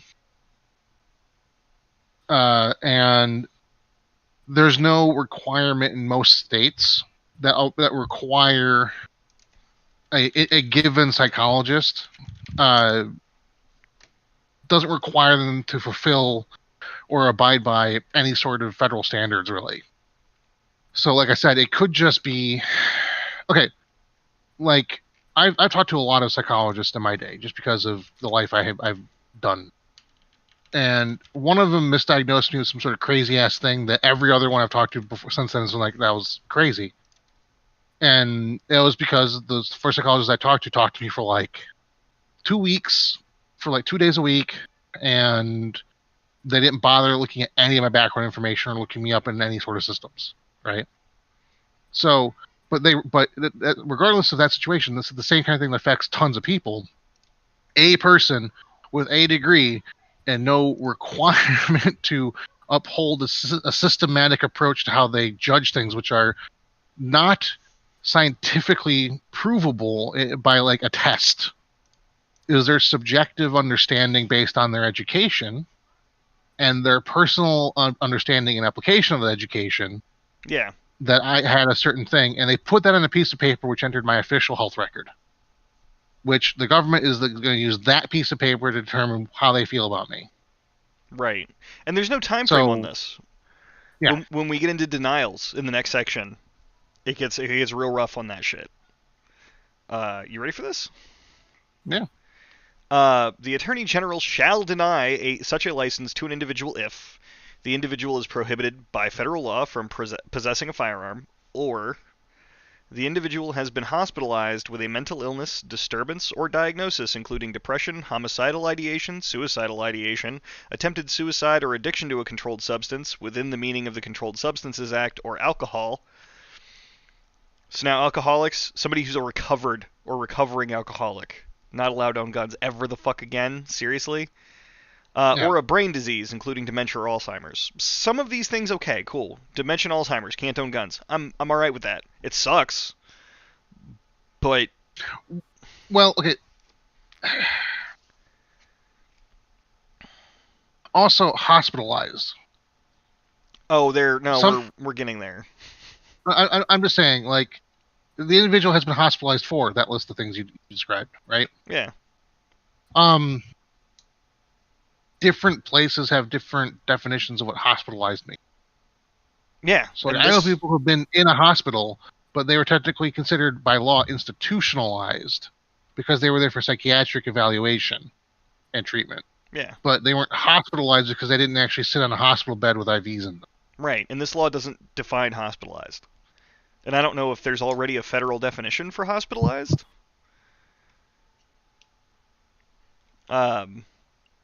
So yeah. And then, or they shall deny on account of conduct that endangers self or others. Mm-hmm. So, like, if you've been in a bar fight once, Fail Army. Yeah, Anybody who's ever done a gender reveal party. yeah. Anybody who's ever driven a car, Eh, it's dangerous. but that doesn't that wouldn't fit the any legal definition of endangerment. I mean, I'm not a lawyer, and I could argue that it would. Well, I'm not gonna get into that. It's not the same as lighting a state on fire. That is clear endangerment to people. Yeah, Operating a vehicle as it's designed to be operated within all parameters and definitions of the safe operation of the vehicle according to law is not endangered. right. Now, if you use that car to drive through a mall, like the Blues Brothers, then yeah, sure. That would fall under endangerment. Yeah, no, I hear you. I got you. I'm tracking. What about tobacco? Says Willow Gaming. That's a slippery slope. Yes, it is. I dislike slippery slope arguments, but you're not wrong. Well, again, legal definition of endangerment in conventional, just the mundane usage of the word endangerment is different. Yeah, that's fair. So the next thing, right? The Attorney General may deny such a license to an individual if the psychological evaluation referred to in paragraph 2 indicates the individual has a chronic mental illness or disturbance or brain disease referred to in subparagraph A21, which I think was the one. Yeah, that's A21. That's the suicide, addiction to control, blah. That's the paragraph we just went through. Yep. 2 is addicted to a controlled substance within the meaning of the Controlled Substances Act or alcohol. I don't know if tobacco is in the Controlled Substances Act. Okay. So not tobacco. Has attempted to commit suicide or prior such psychological treatment or evaluation of the individual indicated the individual engaged in conduct that posed a danger to self or others. Yeah. So this is a big thing. The Attorney General may deny you a license based on a whole bunch of shit from any time period in your life. Right? Mm-hmm. Well, there is present tense happening. So like, I says from a psychological evaluation, the individual is addicted. Yeah. So prior psychological treatment or evaluation of the individual indicated that the individual engaged in conduct that posed a danger to self or others. I was talking about so I'm saying about like in reference to your kind of brief summary of the thing you just went over, like the last couple lines. Like, I mean, that's fair, yeah. So there is that. However, has attempted to commit suicide. A lot of people have attempted to commit suicide. No one knew about it. People who did find out about it, you wouldn't know about it because they had a psychological reawakening or completely fully well-adjusted people who have no problems anymore. Right. Now, there's a lot of not that way, but like you're right. Time frame is important. Recovery is an extremely important thing. And the last thing you want to do is give someone who is about to commit suicide a more motivation to really nail it. I'm not sure I follow that last one. If you're a gun person and you're contemplating committing suicide, you don't want to go. Well, you're going to go. Well, if I survive and want to reform, it won't matter because now my main hobby or whatever I can't do anymore anyway. So screw it. I got to really get this right. Because after I try this, if I fail it, that's the end of that.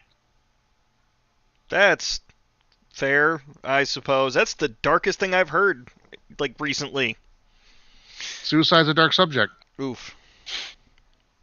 I was not prepared for that. No,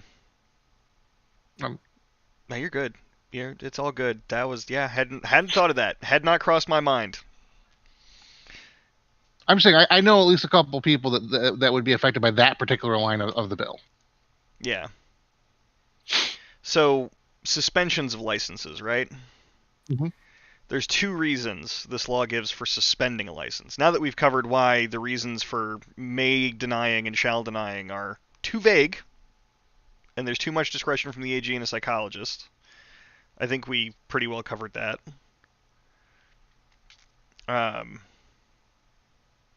Yeah. Sorry, Willow Gaming says, governments have a long history of going to the limit of the law then taking it a step or two further. And what he was getting at was more in the line of what happens when they reclassify substances. Mm. And that's a fair point. They could put tobacco on the controlled substances list, and then people who are addicted to nicotine wouldn't be allowed to own guns, and I'd be fucked. On a macro scale, though, that's a much less of a problem than it was 5 years ago, and 5 years before that, and 5 years before that, and 5 years before that. Right. That's fair. We will eventually, in the not too distant future, approach the point where anyone still using tobacco is seen like sort of weird ass Victorian steampunk guy. I mean, yeah. One day. Like absinthe or something. I bought a bottle of that once. I still have the spoon. I regretted that decision.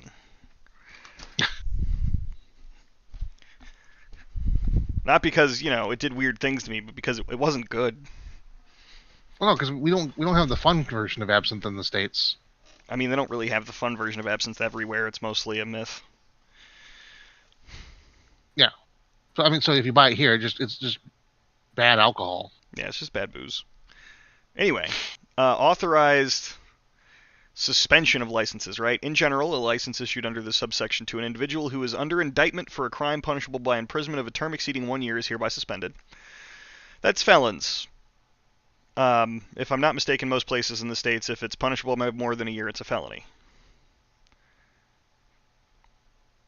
And I'm pretty okay with that. If you're under indictment, it's a suspension. Yeah. There's actually a law that covers this already that we talked about previously, where if you are suspected of a violent crime, you also aren't allowed to be in possession of firearms. I'm not a huge fan of suspected. Suspected isn't...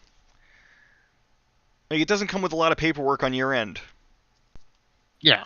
The cops can suspect you of all kinds of shit and never contact you about anything because they don't have probable cause or whatever the fuck. Indicted... That's the thing. Charged with a crime punishable by imprisonment for a term exceeding 1 year. I was imprecise. They're being charged with is the way the law has it. Yeah, no, I'm okay with that. The suspension of a firearms license or the suspension of the right, which is essentially what you're doing, until, you've either been exonerated or you've been convicted, done your time, got out, and petitioned to have your right restored. That's fine, but the next one is authorized for lack of firearm insurance. The Attorney General may suspend a license issued under the subsection to an individual who has violated Section 922(d) in the most recent 12-month period. I don't think we've gotten to (d) yet.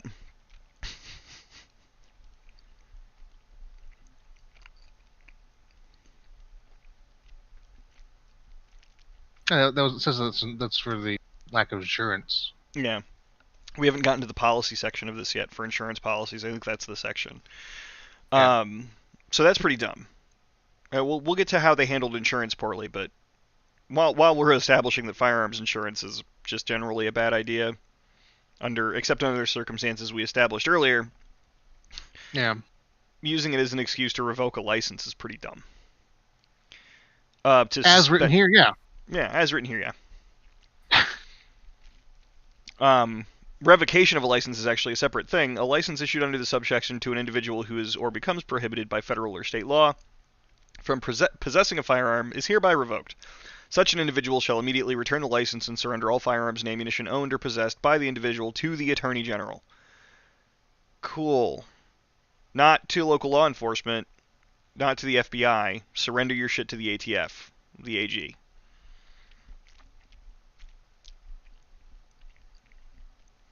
I mean, I'm okay with the idea of revoking licenses from people who are prohibited by law from owning guns, but I gotta mail my shit to the AG's office in DC? What? How does that work? It's probably not that big a deal. There'd be a system in place for that, but it's not in the law, and that's weird. Yeah.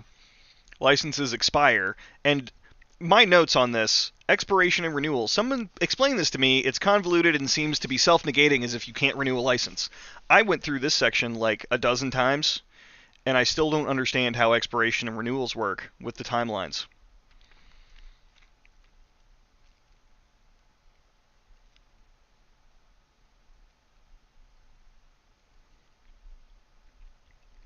What are you reading at?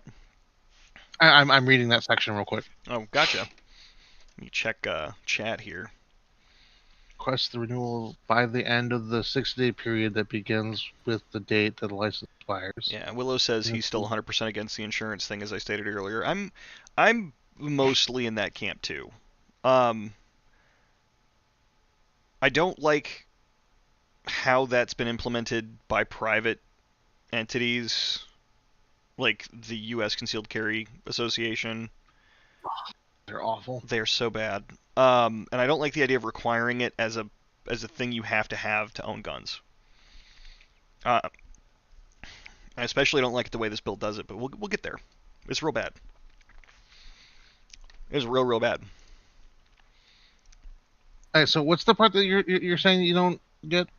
So what I don't understand is the overlap period for expirations and renewals. So a license expires in the case of a license that has been in effect for less than 5 years, 1 year after issuance or renewal, as the case may be, or in the case of a license that has been in effect for at least 5 years, 3 years after the most recent date the license is renewed.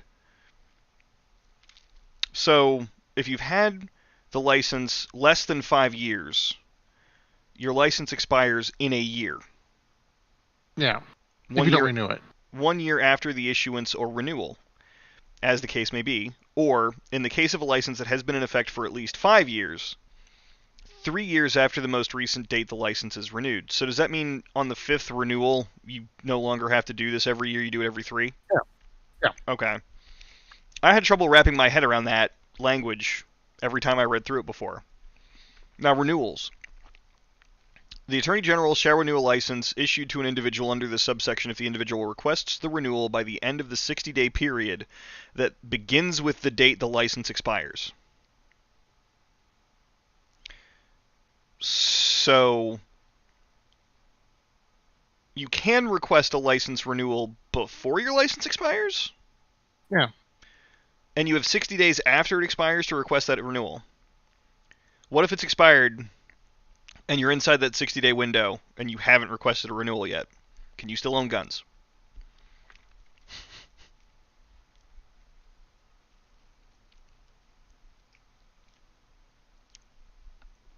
I would say, according to this earlier parts of the rule, no. Yeah. That part is weird. I think it begins before the date the license expires would make more sense. That would, I think, do a thing. Yeah. and that would be fine. And then the requirements are here. In the 3-year period ending with the date the renewal is requested, has met the requirement of subparagraph or paragraph 1A22, which is the background check shit, I'm pretty sure.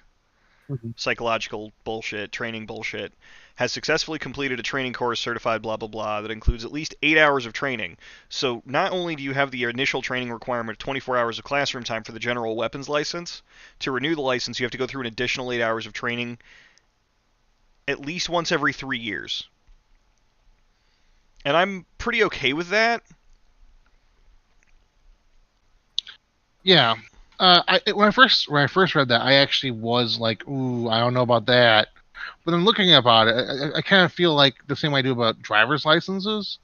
The fact that you don't have to go back in for a test like ever again, because like Yeah, I couldn't parallel park right now if somebody asked me to.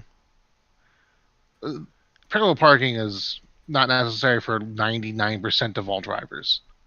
But like, I know plenty of people who couldn't pass a driver's test right now, just for regular driving if they went to go to the school to take the test. Like they don't know what the laws are anymore. I know plenty of people whose vision can't pass, who are driving that can't pass the actual vision part of the test.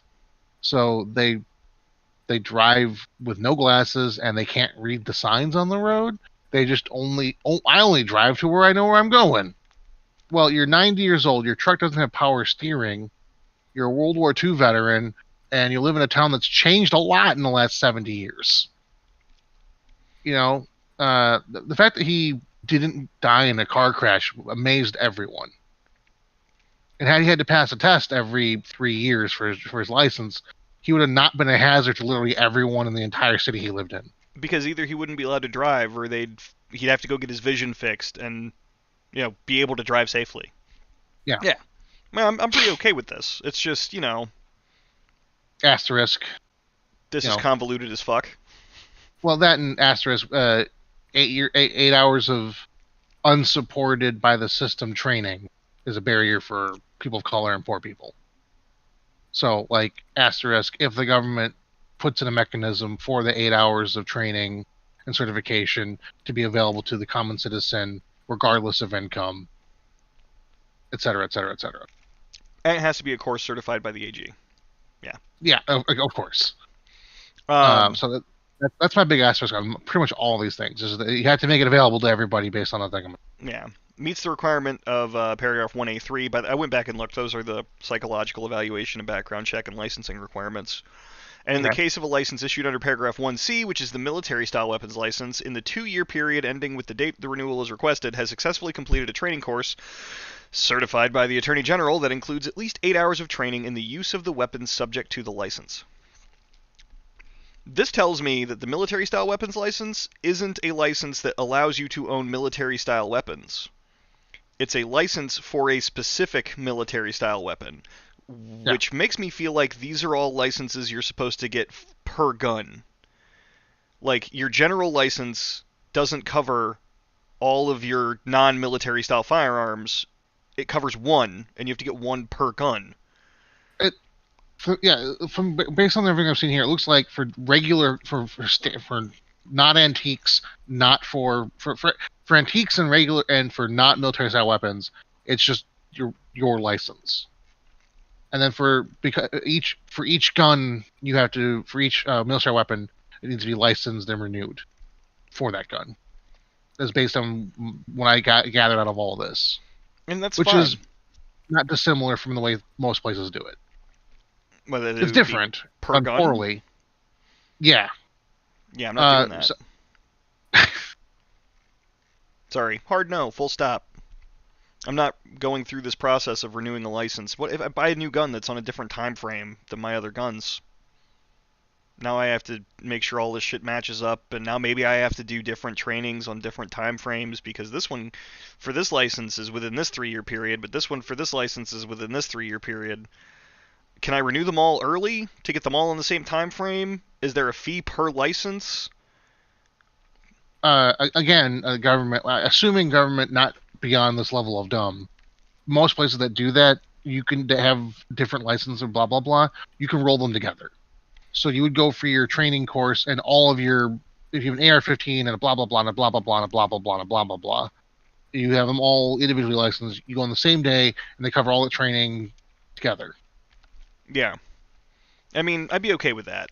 And I'm alright if we're going to do military style weapons, right? Barring discussion on the definition. Mm-hmm.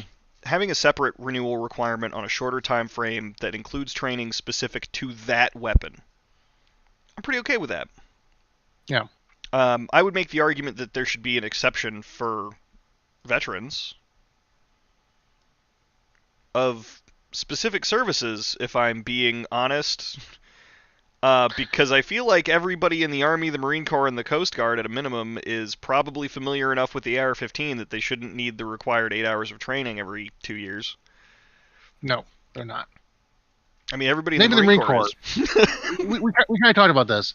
I had to do a refresher course for NCOs, specifically for NCOs, for my deployment. I, at PFC, a private first class, was in charge of retraining a boatload of some previously deployed in a combat zone, in combat missions, with AR-15, with M16s. I was in charge of retraining them because I was combat arms and they were not, in the M16, A2 and M4. It was an extremely long class. It took forever, and I was not allowed to fail people, otherwise I would have. Yeah. That's not just that day wasn't even shooting. The shooting thing was even worse. I believe but it. like the actual maintenance, usage, safety, handling, storage, all that stuff I covered. Yeah, no, I would have had people fail, and those are people that have been in the Army for 6 years, 7 years, sergeants, staff sergeants. The Army has a lot of support staff. It is mostly non-com, and mostly not people who give a fuck about guns. I would say maybe if that's a thing, make it a thing that commanders can issue a letter on a DD-214 that gives a little mark saying that this person should be good to go. I'd be okay with that. But like just everybody who has a DD-214 from the Army, I would be very much against that. That is, I know very few people that I know personally from the Army who I'm excited about the idea of them being armed in general, let alone without any sort of training or checkup. I mean, that's fair. I only ever met two Marines. Just to clarify, and that is including the fact that that's with me calibrating out all of the stuff that happens into like today's world. This is just like them on a personal level. Has nothing to do with the environment, the United States. Regardless of time, place, country, I would be saying exactly the same thing for these people. They're not they're not engaged enough to be trustworthy with the material. It's fair. I only ever met 2 Marines that I wouldn't trust with a firearm, and that's just because they were inattentive and stupid, for the most part. I mean, you guys get more training and basic training with your rifles than most people in the Army get ever in their 2 to 6 years. That's unfortunate. Yeah. Oof. And then we have to go back through and do it every year. Unless you're really good, like I was, and you only have to do it 3 times. But yeah. I mean, I was combat arms, so like I got a lot of training. I had so much weapons training. So much training. Like there's a reason why like a good almost the majority of my time in service is active duty, despite the fact I was guard. Yeah. But like that's not everybody. That's not most people. That's not even most people I deployed with. So like yeah. Willow Gaming says depend on the MOS. Yeah, that's fair. But that leads us into firearms insurance, I think. We've talked about this. Willow Gaming made a comment. Required insurance is a private tax that is used to benefit a small number of profiteers in the name of protection. It's a shakedown. I can't generally argue speaking, with that. Yeah. I believe there is a way that it can be implemented with that supports and protects the rights of individuals, both gun owners and not gun owners. I don't know if you were here when I mentioned the idea of it being a tax deductible credit, and also only necessary if you don't have if you're not complying with some sort of storage condition.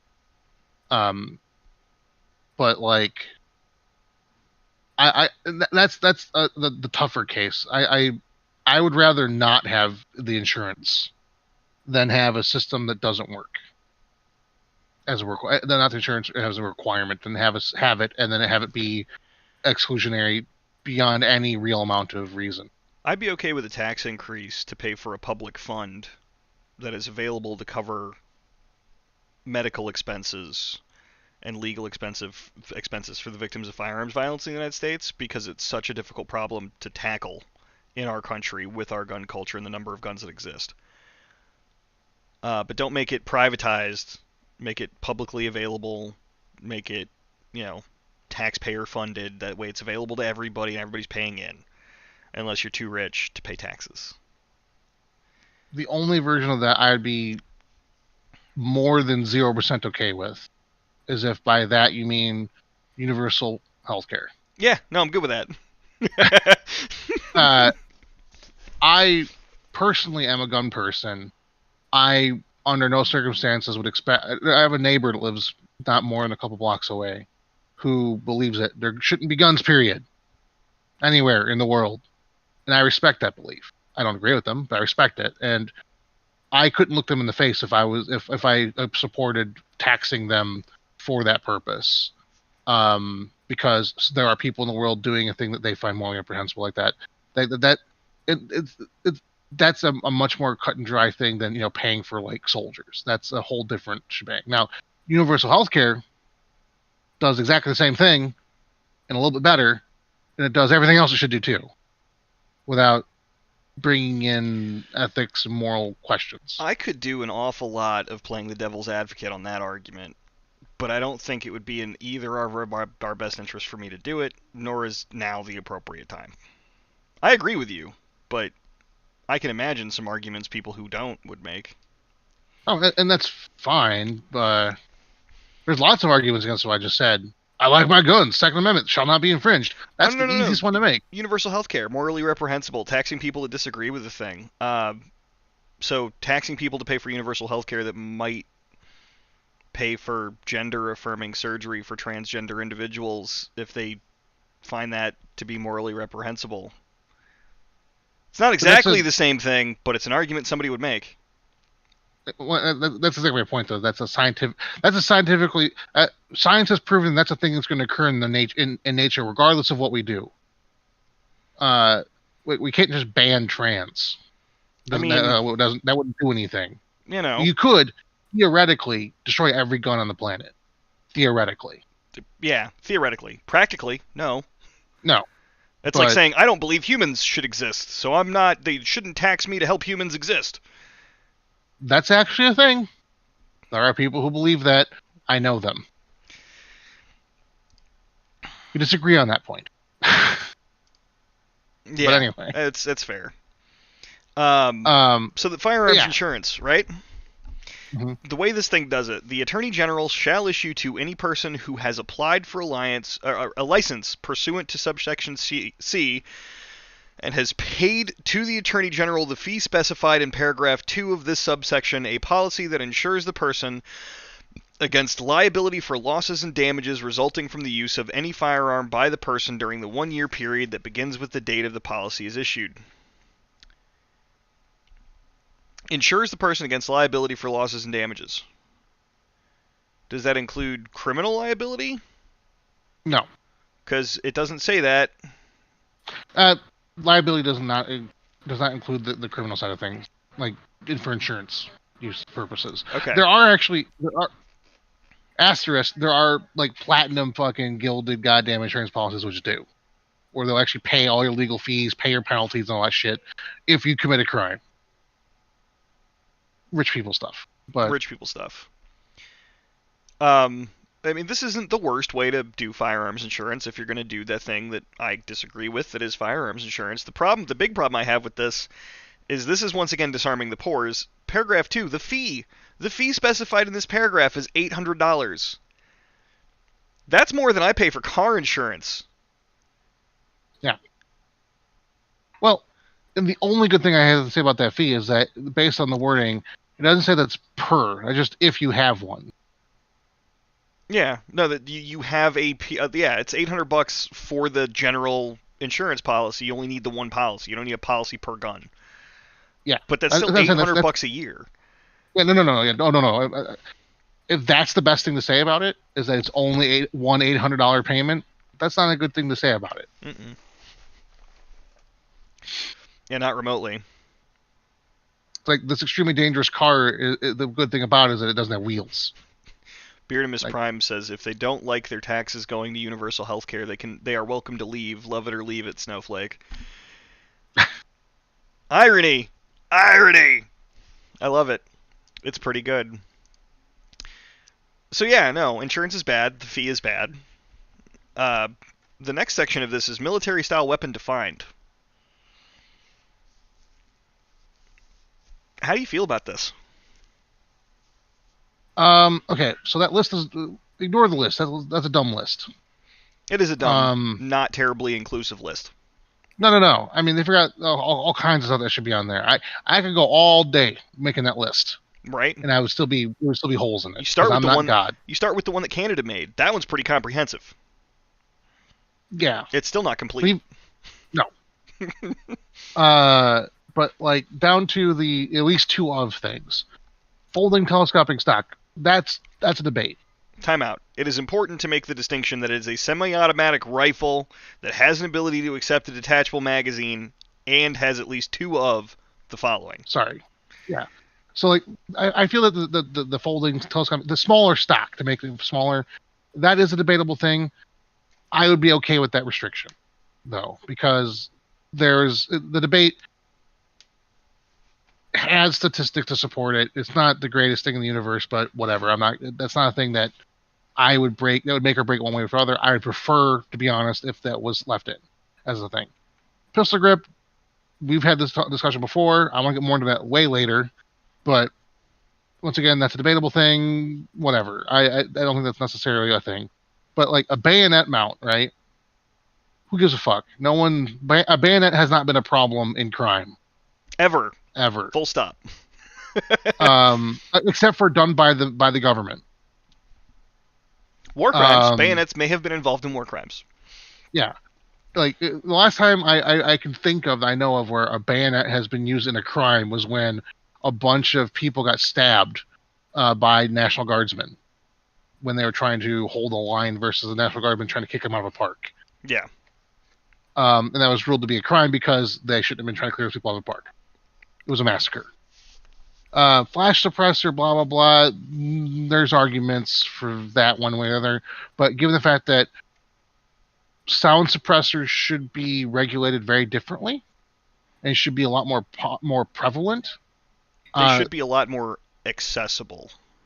In some cases, I think this should be required, to be honest. But that's a whole different discussion.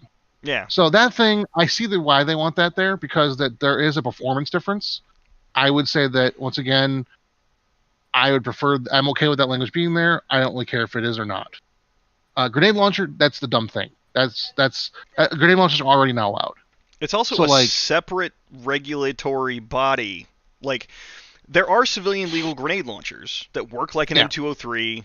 They're 37 millimeter instead of 40. They won't accept HEDP, HE, all the cool grenades that the military gets. They're mostly for flares and like tear gas. Yeah. But it's a separate weapon with its own serial number that you attach to another weapon. Yeah. So, so if you have a semi-automatic rifle with a detachable magazine and a pistol grip, right? No flash suppressor, no bayonet mount, no threaded barrel, just a pistol grip, A2 style, fixed stock, blank barrel, and a 203 on it, or look-alike, right?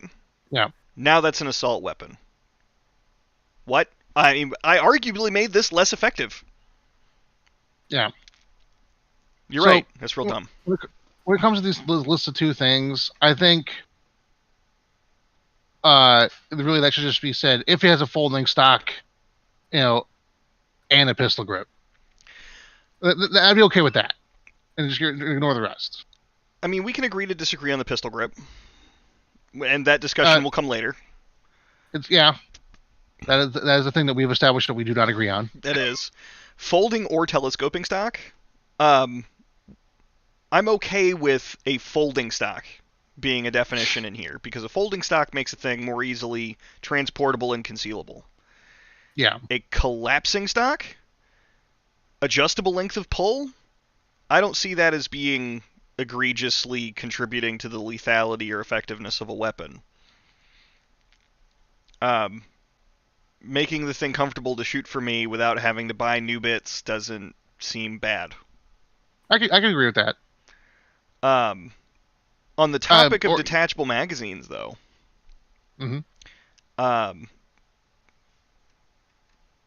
I'd like to quickly touch on, before we get into other shit, right? Yeah. Down here in the bottom, under amendments, it, just like way at the fucking bottom, it prohibits the possession of certain ammunition, 50 caliber or greater, blah, blah, blah, but specifically defines a large capacity magazine feeding device means a magazine, belt, drum, feed strip, or similar device that has a capacity of, or that can be readily restored or converted to accept more than 10 rounds of ammunition, but does not include an attached tubular device designed to accept and capable of operating only with 22 caliber rimfire ammunition. Okay, rad. So detachable magazines, if you're going to... This gets back into the argument I have about the effectiveness of gun control legislation needing to be a requirement. Like, there needs to be some reasonable expectation that the law you're proposing and would enact would do a thing, right? Mm-hmm. If you're going to allow detachable box magazines, okay, cool. You're not letting them have a pistol grip and these other things, right? Mm-hmm. But have you seen that stupid stripper clip thing feed system for the AR-15? Yeah. I think that makes this entire fucking idea. It's 10 rounds, fixed internal magazine, be damned, fast as fuck. Yeah. So that's the thing that I've seen a lot of discussion about, is that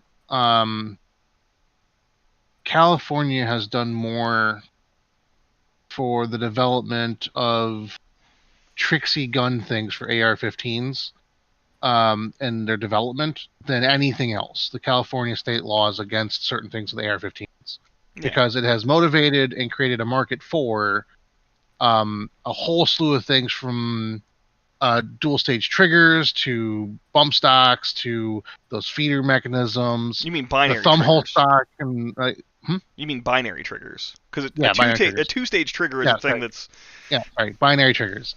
All these things like this, things like this came about just because people want to get around the law. So there has to be, if you're going to have a law, well, regardless of whether you agree with a law like the capacity requirement, there has to be a law that says, and also devices or implementations of systems designed specifically to circumvent this particular law, as blah blah blah blah blah blah. There has to be some sort of way of, without having to get Congress together again, of saying, okay, that's a really cool strip clip thing, but we got to talk about that. It's still a stripper clip. It's still not a detachable box magazine. It still only holds 10 rounds. I get you. Yeah. Now, there's another component of that discussion, which is that anecdote time for people who aren't necessarily gun people.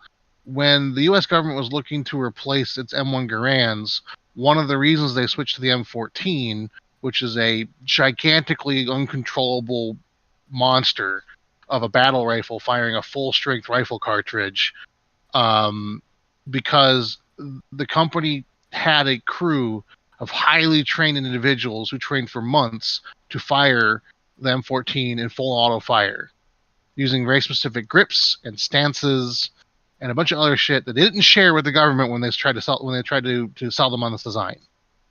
And so when the government bought the M14 design, when they decided to use it, I should say, because it was Springfield Armory and blah blah blah. Anyway, when they decided to go with the M14, it was because they were given the images they were shown said that, oh, look how fast these guys are with this thing.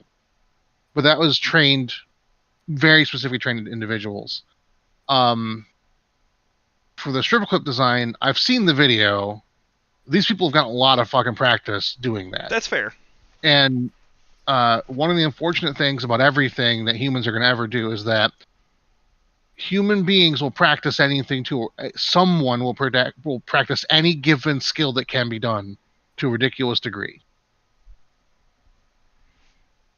Now, that stripper clip design is done so well to a very well-developed weapon that it doesn't require too much practice to get doing what they're doing.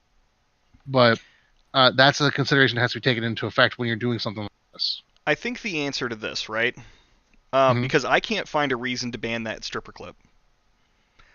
I'm also in the camp that doesn't think a detachable box magazine is a huge problem. Somebody's going to find a way to load fast regardless. There will be a new technology that somebody comes up, designs a firearm for. It's separate from the AR-15.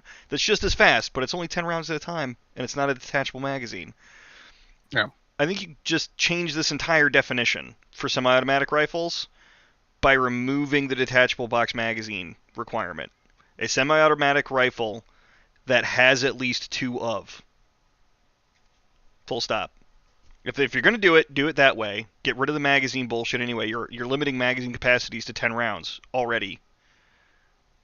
What the fuck does detachable have anything to do with it?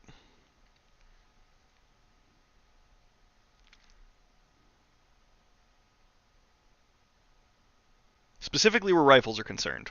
Pistols are next. That I'd like to get to, because this has gone on pretty longer than I thought. Yeah.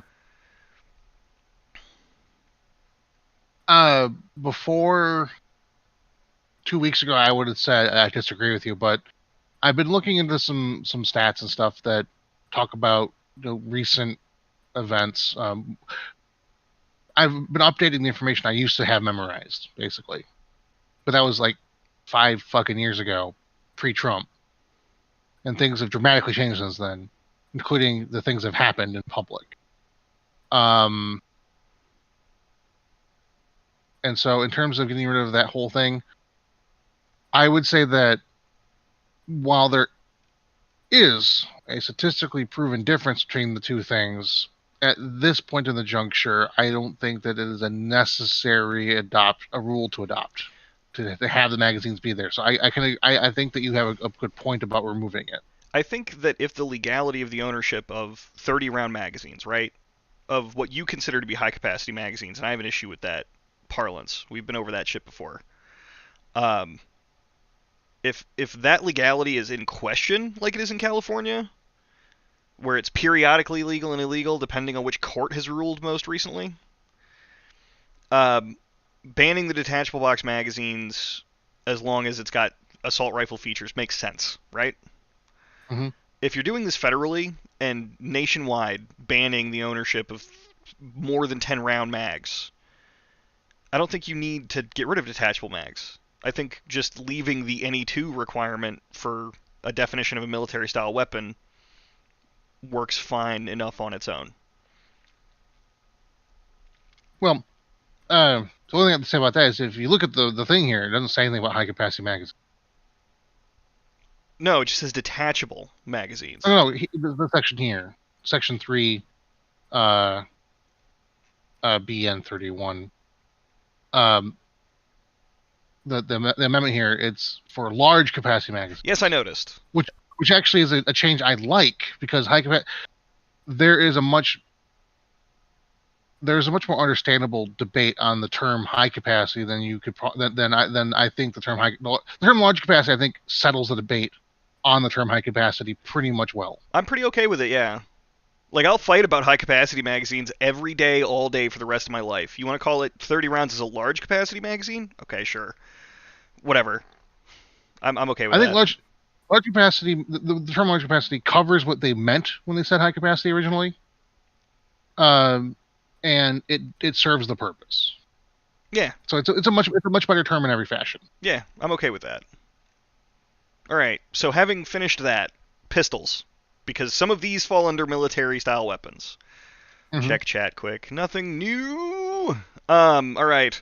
A semi-automatic pistol that has an ability to accept a detachable magazine and has at least two of an ammunition magazine that attaches to the pistol outside of the pistol grip.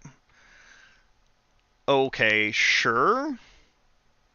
AR-15 pistols, AK pistols, I mean, I guess. shotgun pistols. Yeah. Um, a threaded barrel capable of accepting a barrel extender, flash suppressor, forward hand grip, or silencer.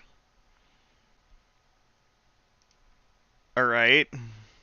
We've already established that that's debatable, but we can get into that later. A shroud that is attached to or partially or completely encircles the barrel that permits the shooter to hold the firearm with the non-trigger hand without being burned. Forward of the grip or just period? Because my hand around the grip and then double fisting that shit is both hands. Are they legally requiring that I only shoot a pistol with one hand? This does specify around the barrel. Well, yeah, but it doesn't specify where the hold should be. It says the shroud can't be around the barrel. I guess I'm being pedantic. A manufactured weight of 50 ounces or more. 50 ounces. I'm real bad at math. How many pounds is that? 3? 3 and an eighth.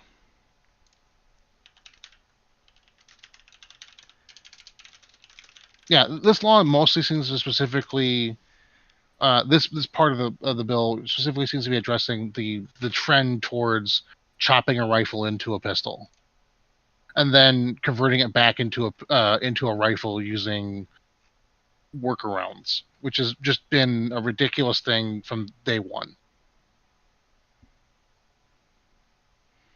I mean, I guess. They're less safe. They're there specifically to circumvent that particular law. Their performance in terms of useful, legitimate performance doesn't justify the expense of the weapon or the necessity to even allow such a ridiculous chopped up thing to exist. Like it just I don't know. I think the kind of person who would get and own an AR-15 pistol or an AK pistol is someone who needs to reevaluate why they're doing that more, because I don't understand a legitimate or genuine purpose for owning it other than as an expression of the Second Amendment, which I understand. I mean, but yeah. We've had conversations in the past where we both acknowledge that the AR-15 is the most versatile platform ever made. You use it for whatever fucking purpose you want. It's unfortunate that it's used for so many nefarious ones. I can imagine having a short-barreled AR-15 and 300 Blackout, 8-10 inches barrel. A reason I might do that as a pistol rather than an SBR is taxes. To do it as an SBR, I have to do extra paperwork, pay an extra $200. If I put a pistol brace on it instead, I don't have to do that. Yeah, and that's what this is addressing. That's fair.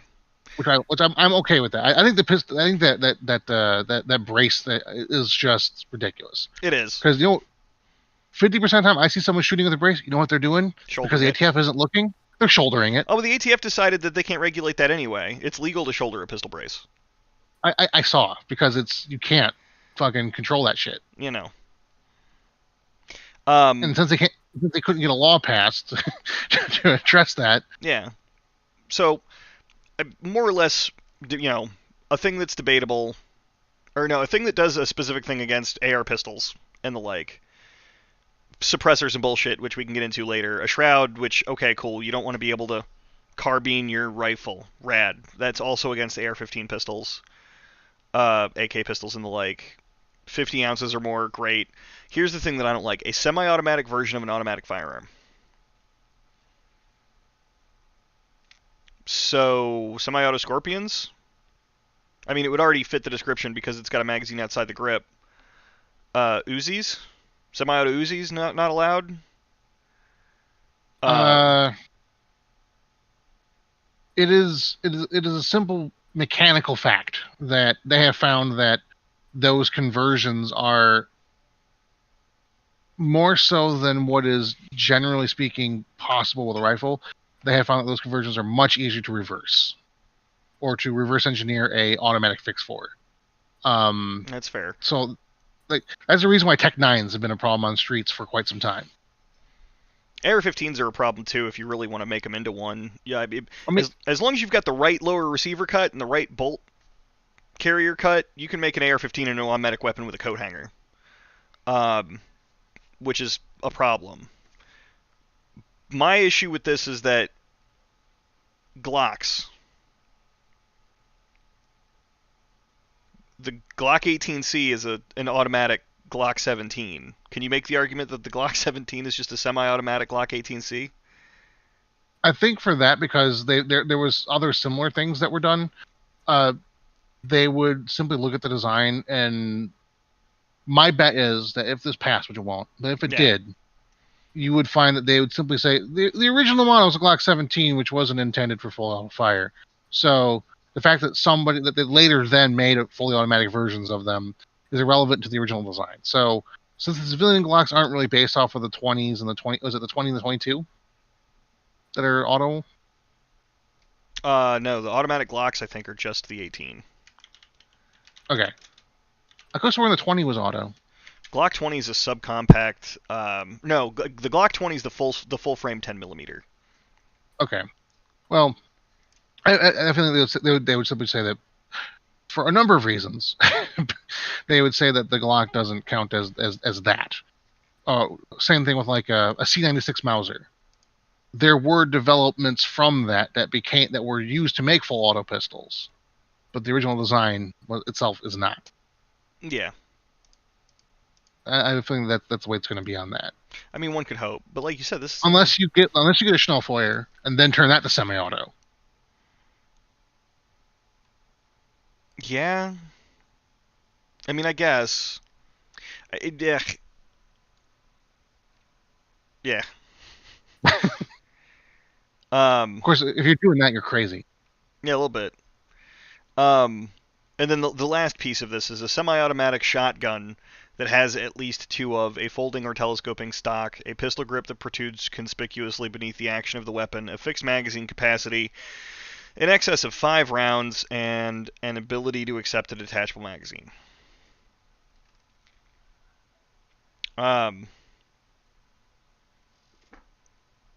So yeah. I mean, I think this about covers it. Other than shit that we're going to get into with further conversations down the line. Yeah. I really don't want to get into all of the prohibitions and penalties because it's mostly numbers. Well, yeah, and it's this is like the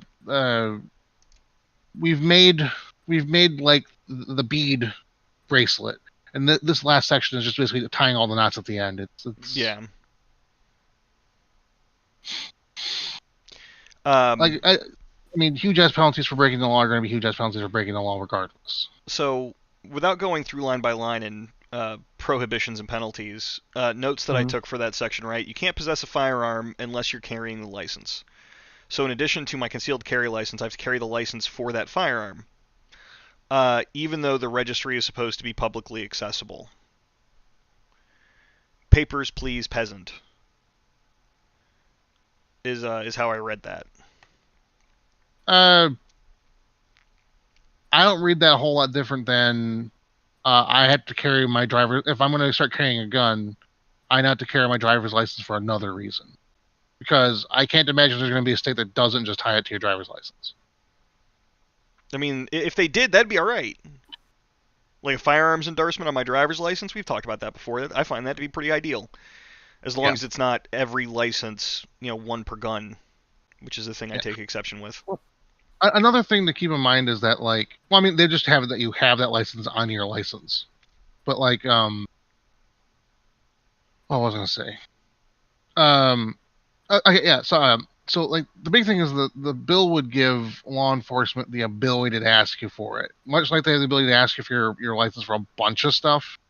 In most states right now, cops do not need any reason whatsoever to ask you for your ID, and you must provide it to them. In most states of the U.S. right now, in 15 states, it's actually a civil penalty to not provide your license if you own one. If you don't own a driver's license, you must provide some form of ID that you have on you if you're asked.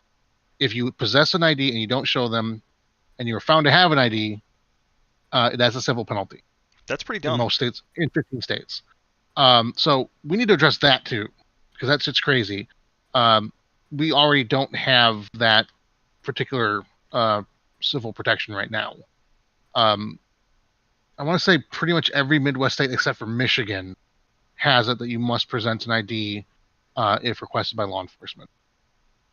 However, it's not a civil penalty it's not a civil penalty to refuse unless you are also suspected of committing a crime.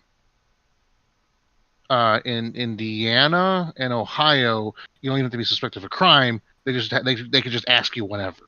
Yeah, that's real dumb. Not okay with that. But what this seems to do is basically just lopped it in basically the same as being in a car in the driver's seat. It does basically the same thing. They're not going to ask everyone with a gun, but if you're walking around with a gun and you look kind of a little fuzzy, the cop now has the authority to go over and ask to make sure that you're papered. What if they're gonna the idea that they can stop you and ask for your identification without cause is the piece that bothers me. Yeah. In any case, I don't see this being. I don't see the enforcement on this being anywhere like it is for fishing. I have never had law enforcement walk past me while I'm fishing and not ask for my license. Whereas I've only ever been asked for a driver's license a few times. I don't think I've ever even seen a cop while I was fishing, for being honest. Where I go fishing, generally speaking, our DNR is so small that they can't keep up with everything, so local law enforcement is also empowered in most municipalities to actually ask. That's probably how it is here too. Just I've never, no matter where I lived, I've never had anybody stop and ask me for a license when I was fishing. Mm-hmm. But I've also always paid for a fishing license. And everywhere I've gone fishing too, it's also you will provide. You shall. You're going to provide that fishing license if asked. There's no freedom of whatever. Yeah. We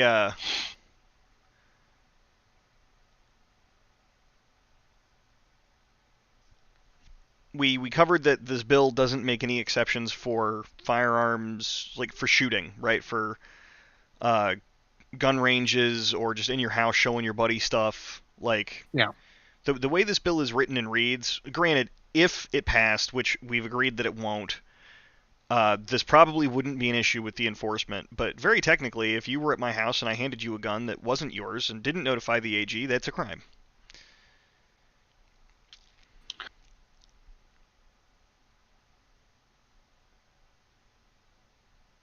And probably one that constitutes a felony. We'd have to go back and look. I don't really feel like it. There was a court case a while back. I gotta look into it. That covered. It was for automobiles. Yeah, sorry. It covered automobiles, I think, but it also has been applied to guns since then. Where on private property outside of the view of the public, the state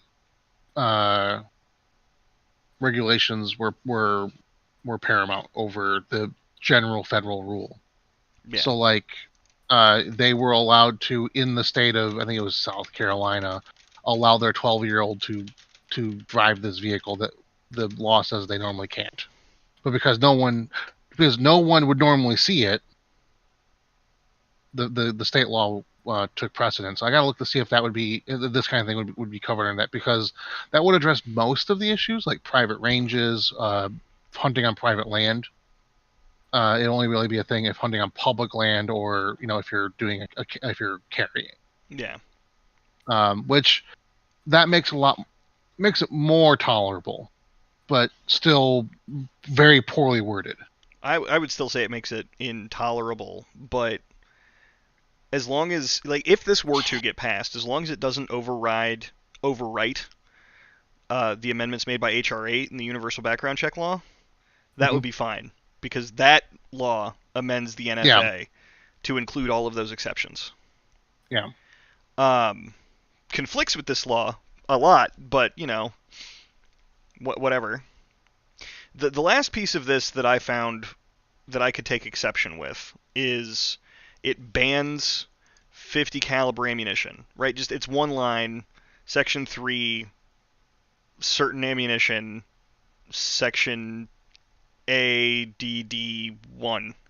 It shall be unlawful for any person to possess ammunition that is 50 caliber or greater. On the face of it, that doesn't sound awful, because that just basically bans 50 GI, 50 AE, 50 BMG. Stuff that's ridiculous, right? Yeah. Except that the U.S. legal definition of ammunition is cartridge cases, primers, bullets, or propellant powder designed for use in any firearm. So this law prohibits me from owning the ammunition for my 50 caliber flintlock rifle. Yeah. That's clearly an oversight. Obviously, the person who wrote this doesn't know that those things are a thing. Because there's no excuse on that one. Like, there are a large number of people who still hunt with muzzleloaders. Yeah. And that's not the only thing, but that's an example. So, yeah, no, you're right. That definition of ammunition being in play, that's a ridiculous oversight. Yeah. And I mean, I guess I could get away with it on a technicality, because 50 caliber muzzleloader doesn't shoot 50 caliber bullets. It shoots 490s, 495s. But the bore size is 50. Yeah. So, I don't know.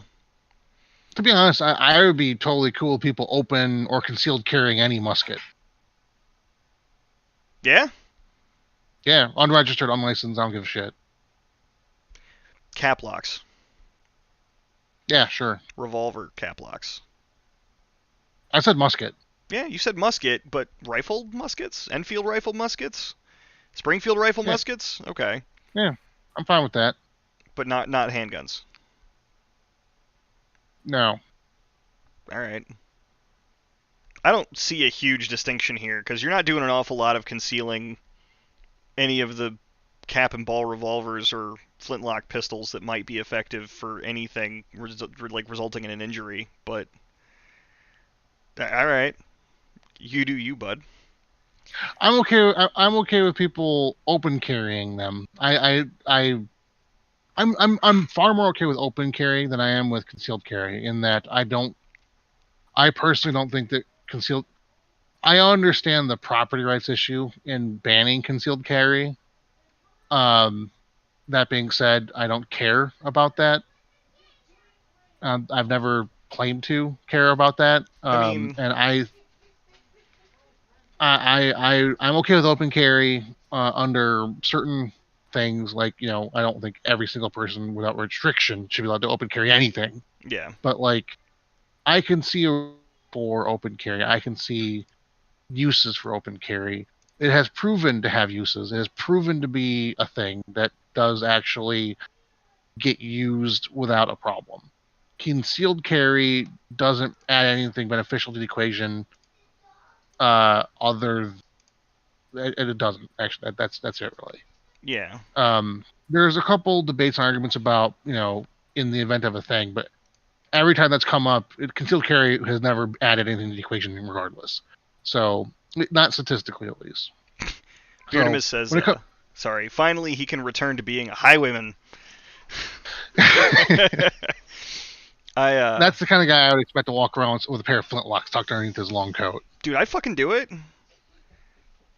I mean, I wouldn't expect them to be effective in a statistically unlikely self-defense situation, but I'd fucking do it.